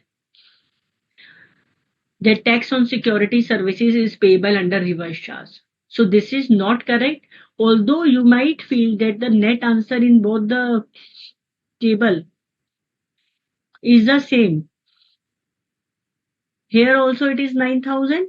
Here also it is 9,000. But in this scenario, we have added the proper reason behind why ITC is allowed. That's why this is the correct presentation. And in this manner of presentation, we just have given the, although we have given the correct amount, but we have right tax on security services is under payable under reverse charge without mentioning the reason. So this is not correct. Why it is not correct? Because reason not mentioned.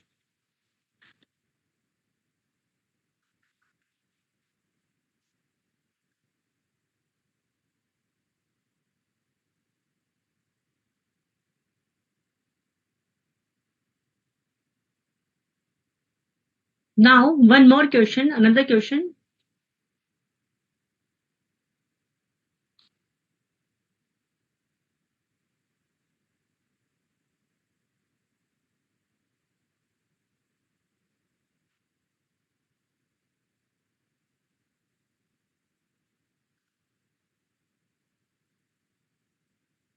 Can we show it like this? The computation of net GST payable in cash, forward charge liability on outward supplies payable in cash after set off of ITC.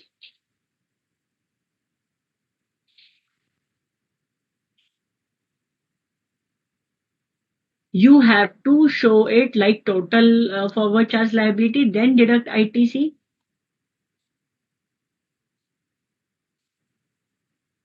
You don't have to miss these two steps. The difference between the treatment which I'm showing you right now is that these two steps have been missed in that. So this is also not the correct treatment.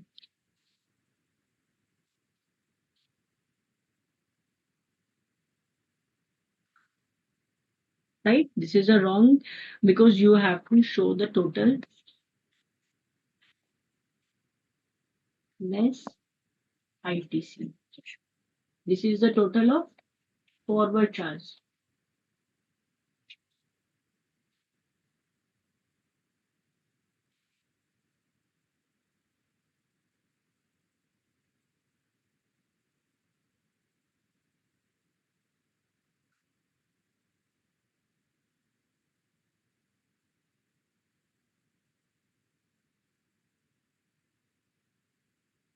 J Limited Gujarat availed supply of manpower services from Y Limited. A registered person, amount paid is 1 lakh in Feb, tax rate 18%.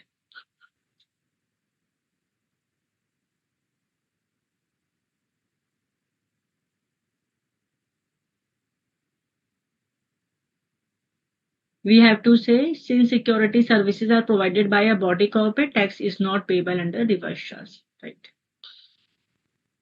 Because in this case, security services are provided by Y Limited.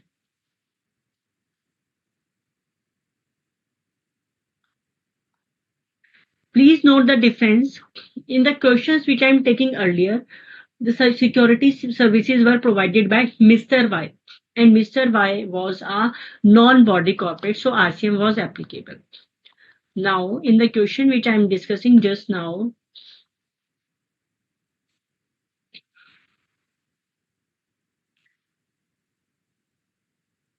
J Limited Gujarat availed supply of manpower security services from Y Limited. A registered person, amount paid is 1 lakh in Feb, tax rate is 18%. So tax on security services is payable under reverse charge. Tax is not payable under reverse charge, right? Why tax is not payable under reverse charge? Because services are provided by a body corporate in this case. Reverse charge applies only when supplier is a person other than a body corporate, that is non-body corporate. So in this case, no RCM.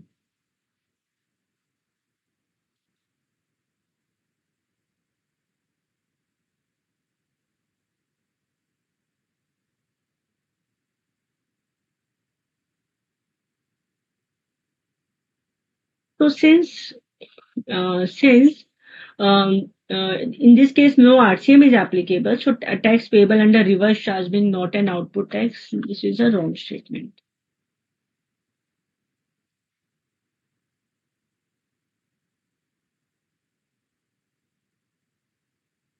So what is the correct treatment in this case? Why students, why have you stopped giving answers?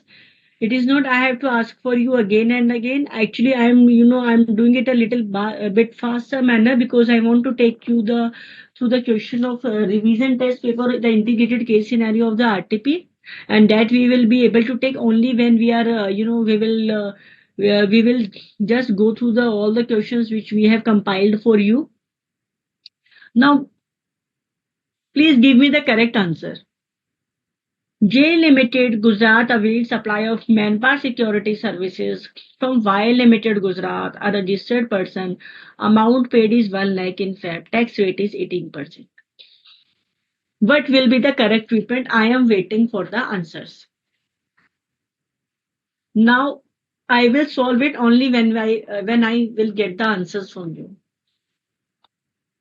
Mr. Brajesh, Mr. Brajesh has replied. Dhruv Gupta has also replied. I want more participation.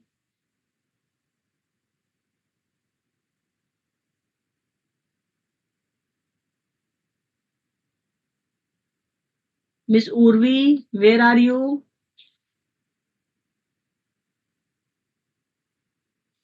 Shubham has replied.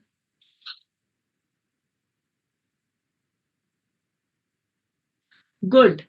I am happy to see the correct answer from each one of you. Very good.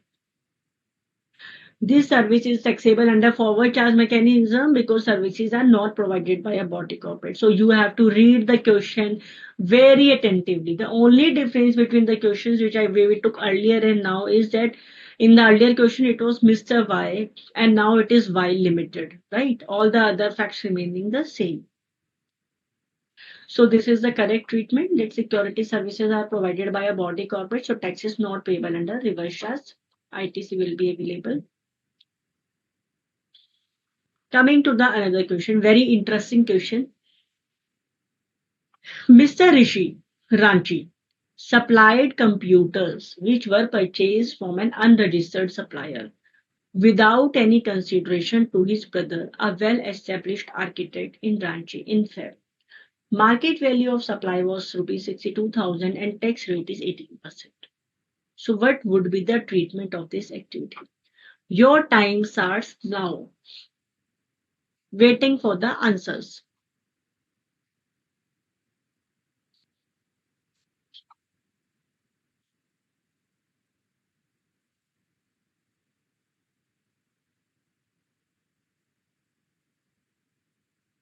I am waiting for the answers. Urvi, Brajesh, Dhruv, Prashant, Shubham, Anita.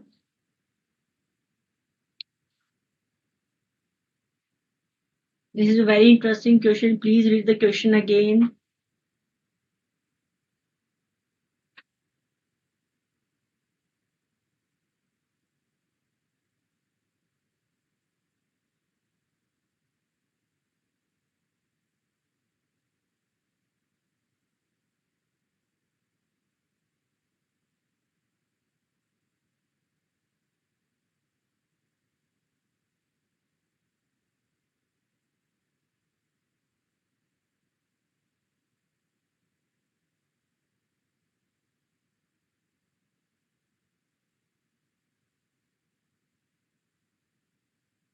Mr. Brajesh and Shubham has already replied.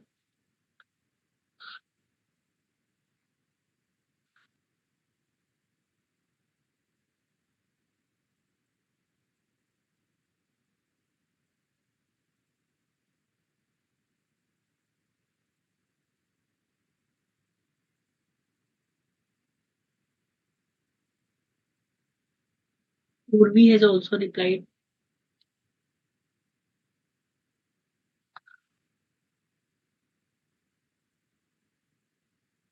I have received the contrary answers. Now you must be, waiting for the correct answers because I have got the contrary answers. Someone is saying it is a supply and someone is saying it is not a supply. Right. So I am showing you the answer. Now let me know whether this is the correct presentation, correct answer or not. Computer supplied without consideration deemed supply as computer supplied to a related person is covered in Schedule 1 even when it is made without consideration. How many of you agree with the correct with this answer? Is it correct or is it not correct? Fast, fast, fast. Dhruv has replied. I think Dhruv sends first in this class. Whether this is the correct answer, correct presentation or not. Urvi has also replied. Brajesh has also replied. Shubham is saying correct presentation. Urvi not correct. Dhruv, Brajesh no. He's not related. Shubham, you are saying you're the only one who is saying that this is a correct presentation and your answer is wrong. Why? Your answer is wrong. The correct answer is that this is not a supply, right? So we and Dhruv, everyone's answer is right. This is not a supply, as it is, even though it is made without consideration, because it is not covered in Schedule 1. Why? Because computers are supplied to an unrelated person, as and ITC has also not been availed on the same.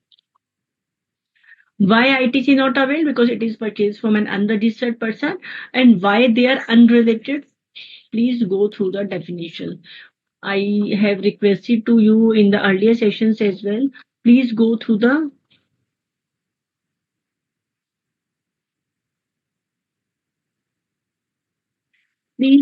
definitions very meticulously. When you come to the definition of family, it says that family basically it means spouse and children of the person,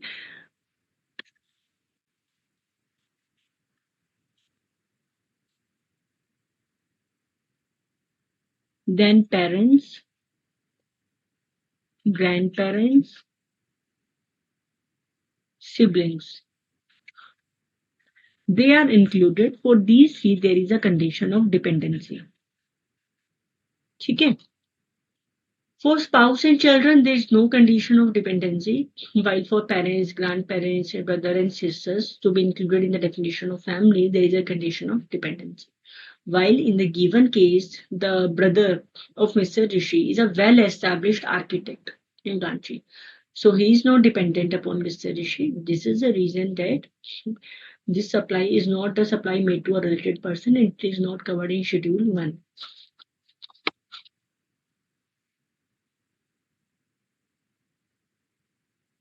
Comes to the another question. Very interesting new question.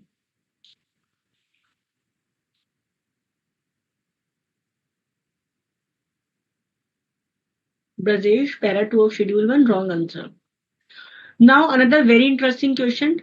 Mr. Rishi Ranchi received advance of rupees 9 lakh during fair for future intra-state supply. Out of advance received for future supply, 5 lakh relate to supply of goods and the rest relates to services. Tax rate is 18%. So what would be the treatment of this activity? Your time starts now, waiting for the answers.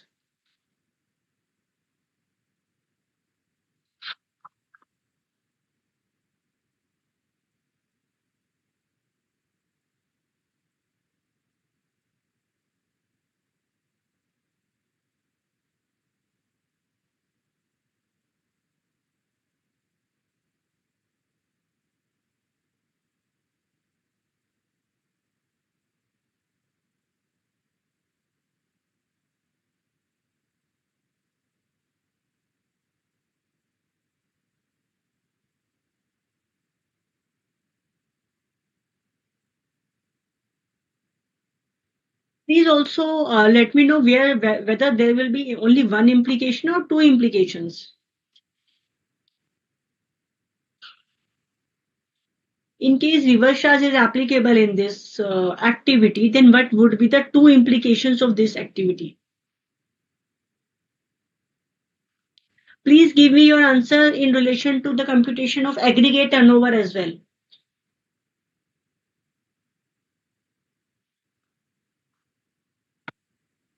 So for computing aggregate turnover, in case reversal is required, whether it will be what will be included.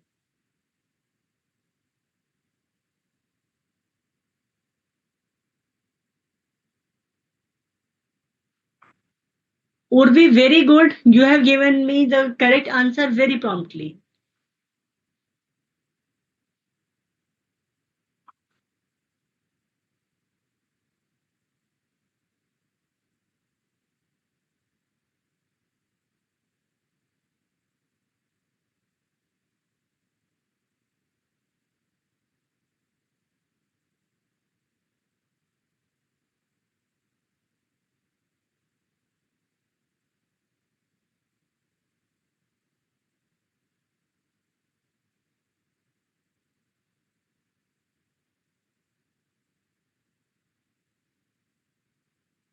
I am showing you the answer.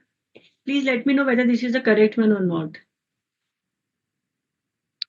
Computation of GST liability में हमने advance receipt for intra-state supply of goods and services we have included both 9 lakh 9%, 81,000 CGAC, 81,000 SGAC, and while computing aggregate turnover, advance receipt with respect to goods we have included. Aggregate turnover is required while computing ITC reversal amount. So whether this is correct or not, this is a wrong treatment, right? This is the wrong treatment. Another treatment I am showing to you. Tax on advance receipt for supply of goods of rupees 5 lakh will be payable at the time of issuance of invoice.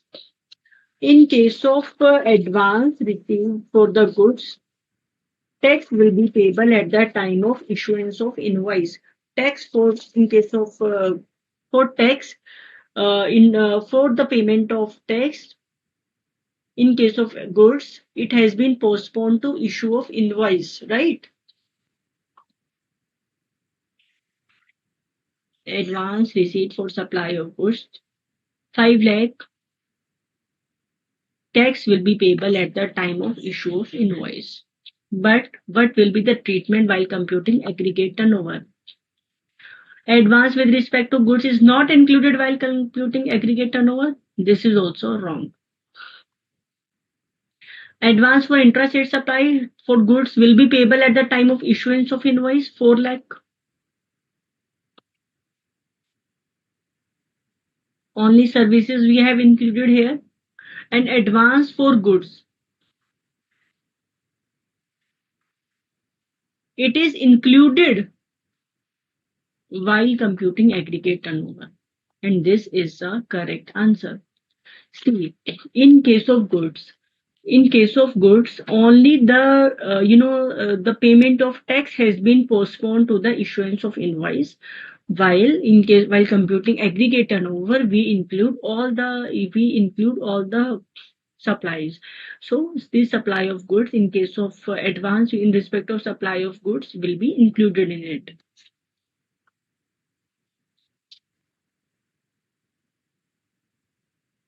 Now, just let's quickly discuss another common errors in the system.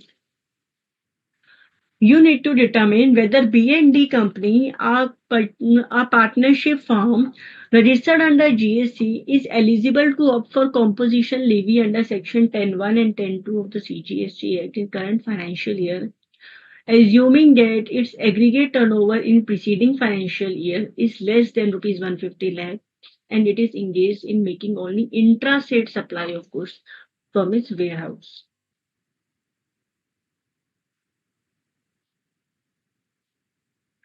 Number one, is B&D company a manufacturer of a taxable product B and another product Q exempt by way of a notification? So whether he can opt for composition or not. And the case scenario 2 is B&D company is engaged in trading of irritated waters. Now I am looking for your answers for both the cases, case 1 and case 2. Just quickly give me the answer whether the composition scheme can be availed in these cases or not.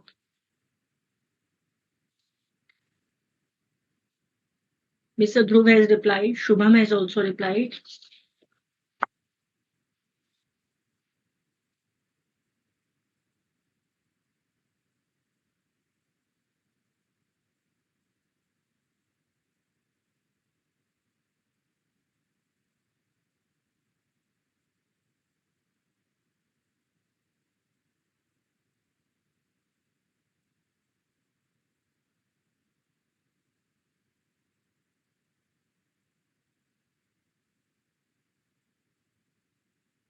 Only Shubham and Dhruv has replied so far. I am waiting for the answers and I want participation from each one of you. We are just, near the time, near the ending of this session. So we'll take up only one more question with you. Please participate in large number. Mr. Prashant Jain. Welcome, Mr. Vargunan. I am waiting for your answer on this question. Good, you have replied.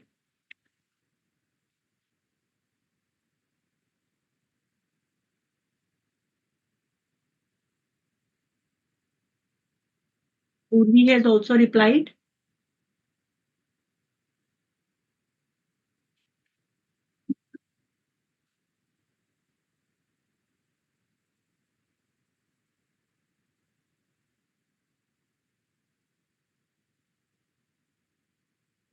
Urvi has replied. Almost all the students have given the answers.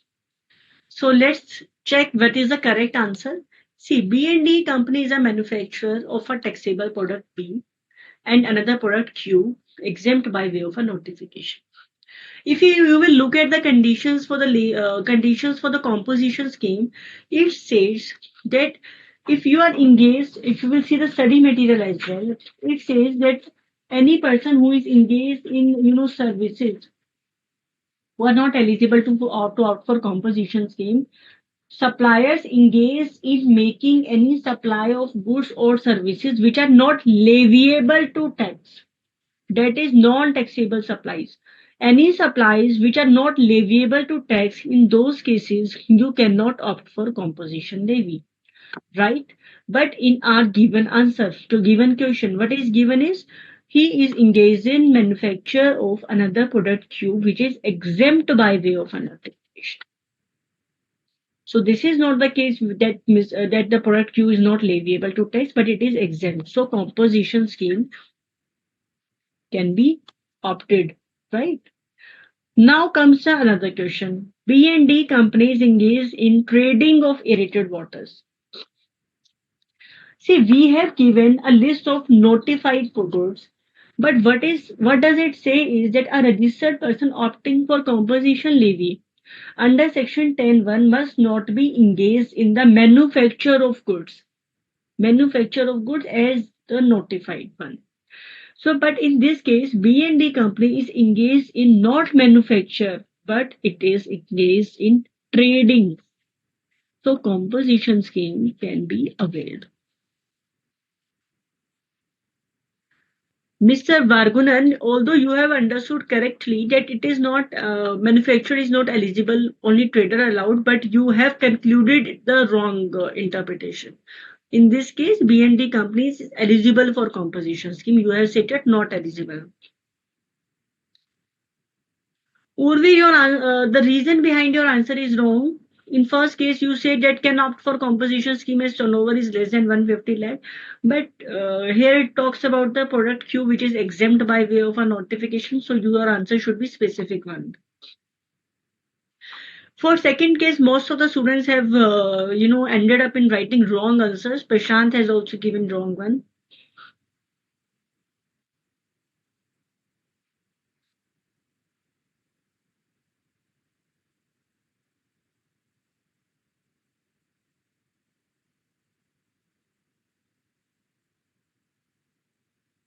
See the word manufacturer we have given in case 1 only. B&D companies are manufacturing. In second case, we have not stated that B&D is a manufacturer.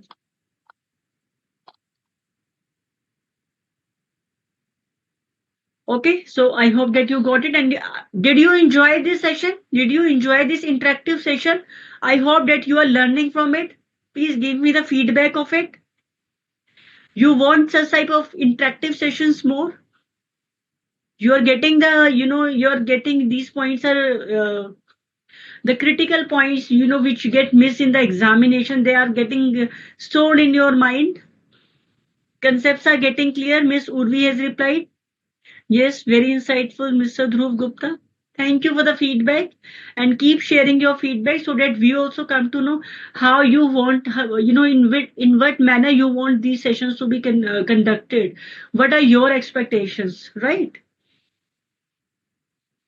Shubham has also replied, yes, ma'am, very helpful. Thank you for adding to our preparation. Thank you, Shubham, for your feedback. It encourages us as well. The last question I am taking, since we are running short of time, I say that we will please be there in the next success at CA exam session as well. We will take up you through the RTP of this May 2025 examination, and please ask your friends, your colleagues to join these sessions to get the more benefit of these classes, right? Please be there. Please ask your friends who are not aware of these sessions to be there in the next XSHC exam. So let's quickly go through the another last question of this session. Messrs. A to Z, a proprietary firm registered under GST, provides the following information pertaining to supplies made, input services availed by it during the month of March. An extract has been given to you. You may read this question quickly on your own.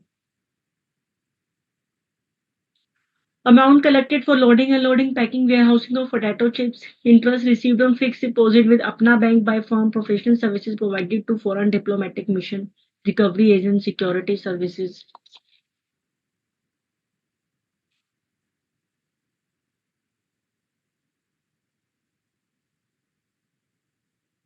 Have you gone through the question?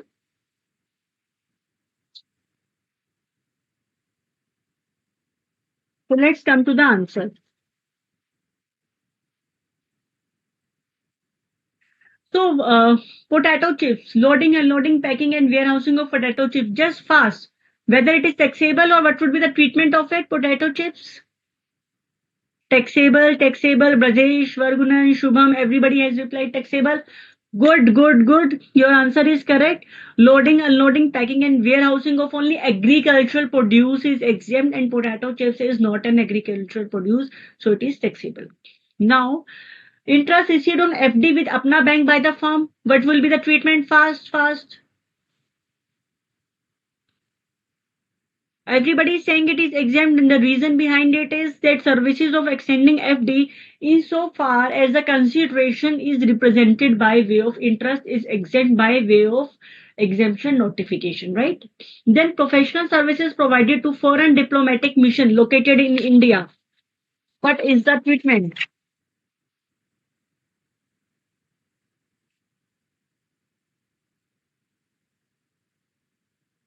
Professional services provided to foreign diplomatic mission located in India. What would be the treatment?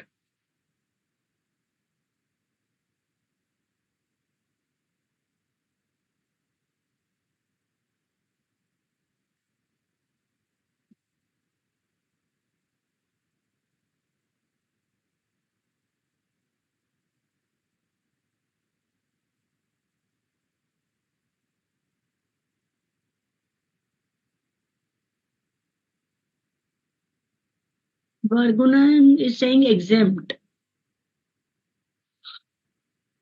Shubham non-taxable. Dhruv saying provided to are taxable. Urvi taxable. Yes, all of you who is saying taxable, that is the correct answer. The reason behind is that services by a foreign diplomatic mission located in India are exempt. So when we talk about the services which are taxable under RCM and when we talk about the exempt services, you have to be very particular about the supplier and about the recipient. Like services are provided by whom and to whom. In only those particular cases the specified services are taxable under RCM and or they may be exempt. So as we talk about the foreign diplomatic mission, only services provided by a foreign diplomatic mission located in India are exempt. In our case, services are provided to a foreign diplomatic mission located in India, so the same is taxable. Recovery agent services provided to ABC Finance and NBFC located in Delhi. The time starts now. Only 1 minute is left.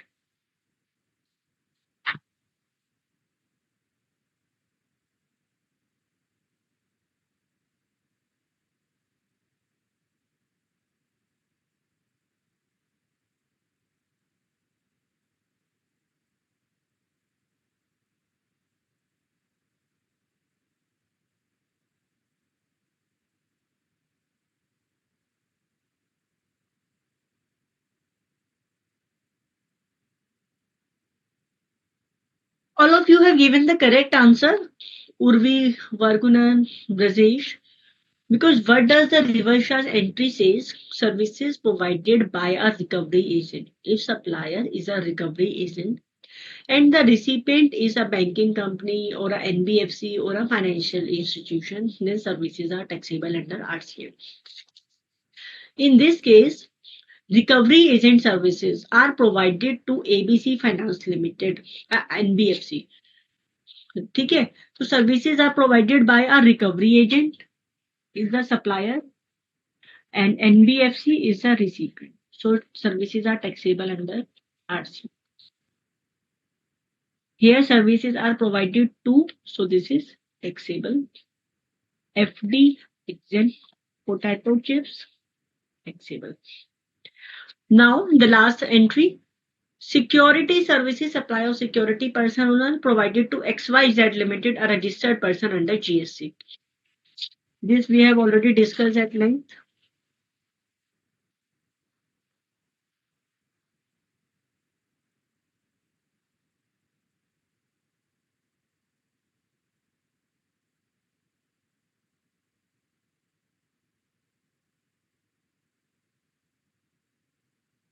Yes, RCM will be applicable as the security services are provided by a non-body corporate, because here it is, they are provided by a proprietary firm to a registered person. So RCM will be applicable.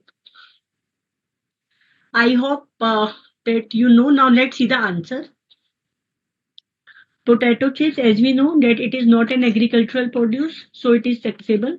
Extending FT, it is represented by way of interest, so it is exempt.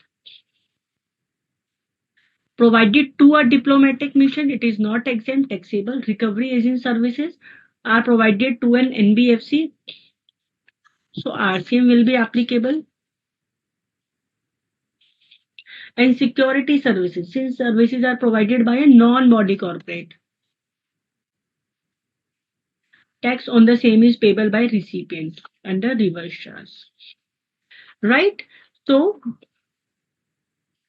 we have already understood this thing, but one more thing to keep in mind is that reversal provisions will apply in case there are common input or input services availed for supplying these services, because in this case few services are taxable under RCM and few are exempt as well, so reversal provisions will apply. In this question the information regarding the purchases, the inward supplies is not given, but had it been given, had the inward supplies are given where we need to compute the ITC, then the total ITC will be reversal provisions will apply. That will not only be used for the total ITC is not used in case of rendering taxable services. It is for both taxable and exempt supplies. So reversal provisions are applied where there are common input and input services. This is the most important aspect you need to bear in mind. So I hope that we have discussed this session, we have made this session, technical session, very interactive, and we have gone through a large number of questions, and few critical points are clear to you. And so I hope all your doubts are clear by now. Please just let me know the feedback. Ma'am, how will the May exam 25 be? Will it be difficult, above average like November 24? See, Vargunan, the examination at chartered accountancy course, this is something which no one can predict, right? What we can do is, what is in our hand is that we can, our preparation strategy, our preparation should be, foolproof. Our preparation and revision strategy, we can do more efforts, we can that should be strengthened. We can just strengthen our preparation and revision strategy, and if it is strengthened, if they are strong, our preparation and revision is strong, then whatsoever manner the examination is there, then we need not worry about it, right? If your concepts are clear, you won't have any doubt. Any tips on how to get 80 plus group? Yes, obviously, if your concepts are clear, you know how to present your answers. One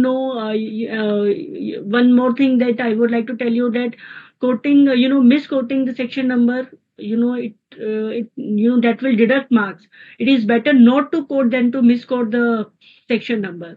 So if you are not aware whether the section number is correct, it is advisable not to quote it.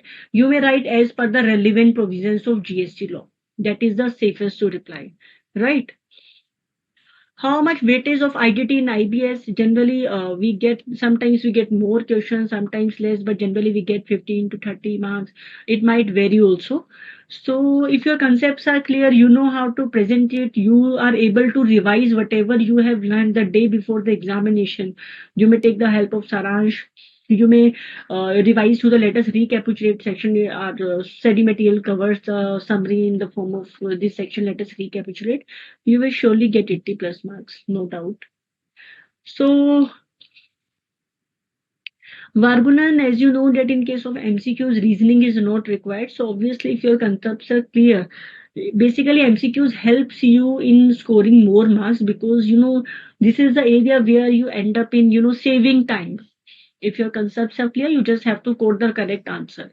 In this session, I wanted to take the first case scenario of the May 25 RTP, but we are already running out of time. So we will take up that May 25 RTP in the next Success at CA exam. Please ask your friends, your colleagues to be there to join the session, and it would be an insightful session. And they really will get enriched out of it. They will their preparation, their learning strategies will get strengthened out of it. So thank you, friends, for the patient and listening and being. You were there, you participated in last number, and you are very actively participated. I felt happy to see your the level of interaction and the feedback. And most of the students have already replied. The answers which have been shared with me were the correct answers. Right. So your confidence, your morale should also boost at this point of time that these questions were new to you and you ended up in giving me most of the times the correct answers, so you are going on the right track. Thank you, all of you. Thank you, friends. See you in the next session. Yeah. Yeah.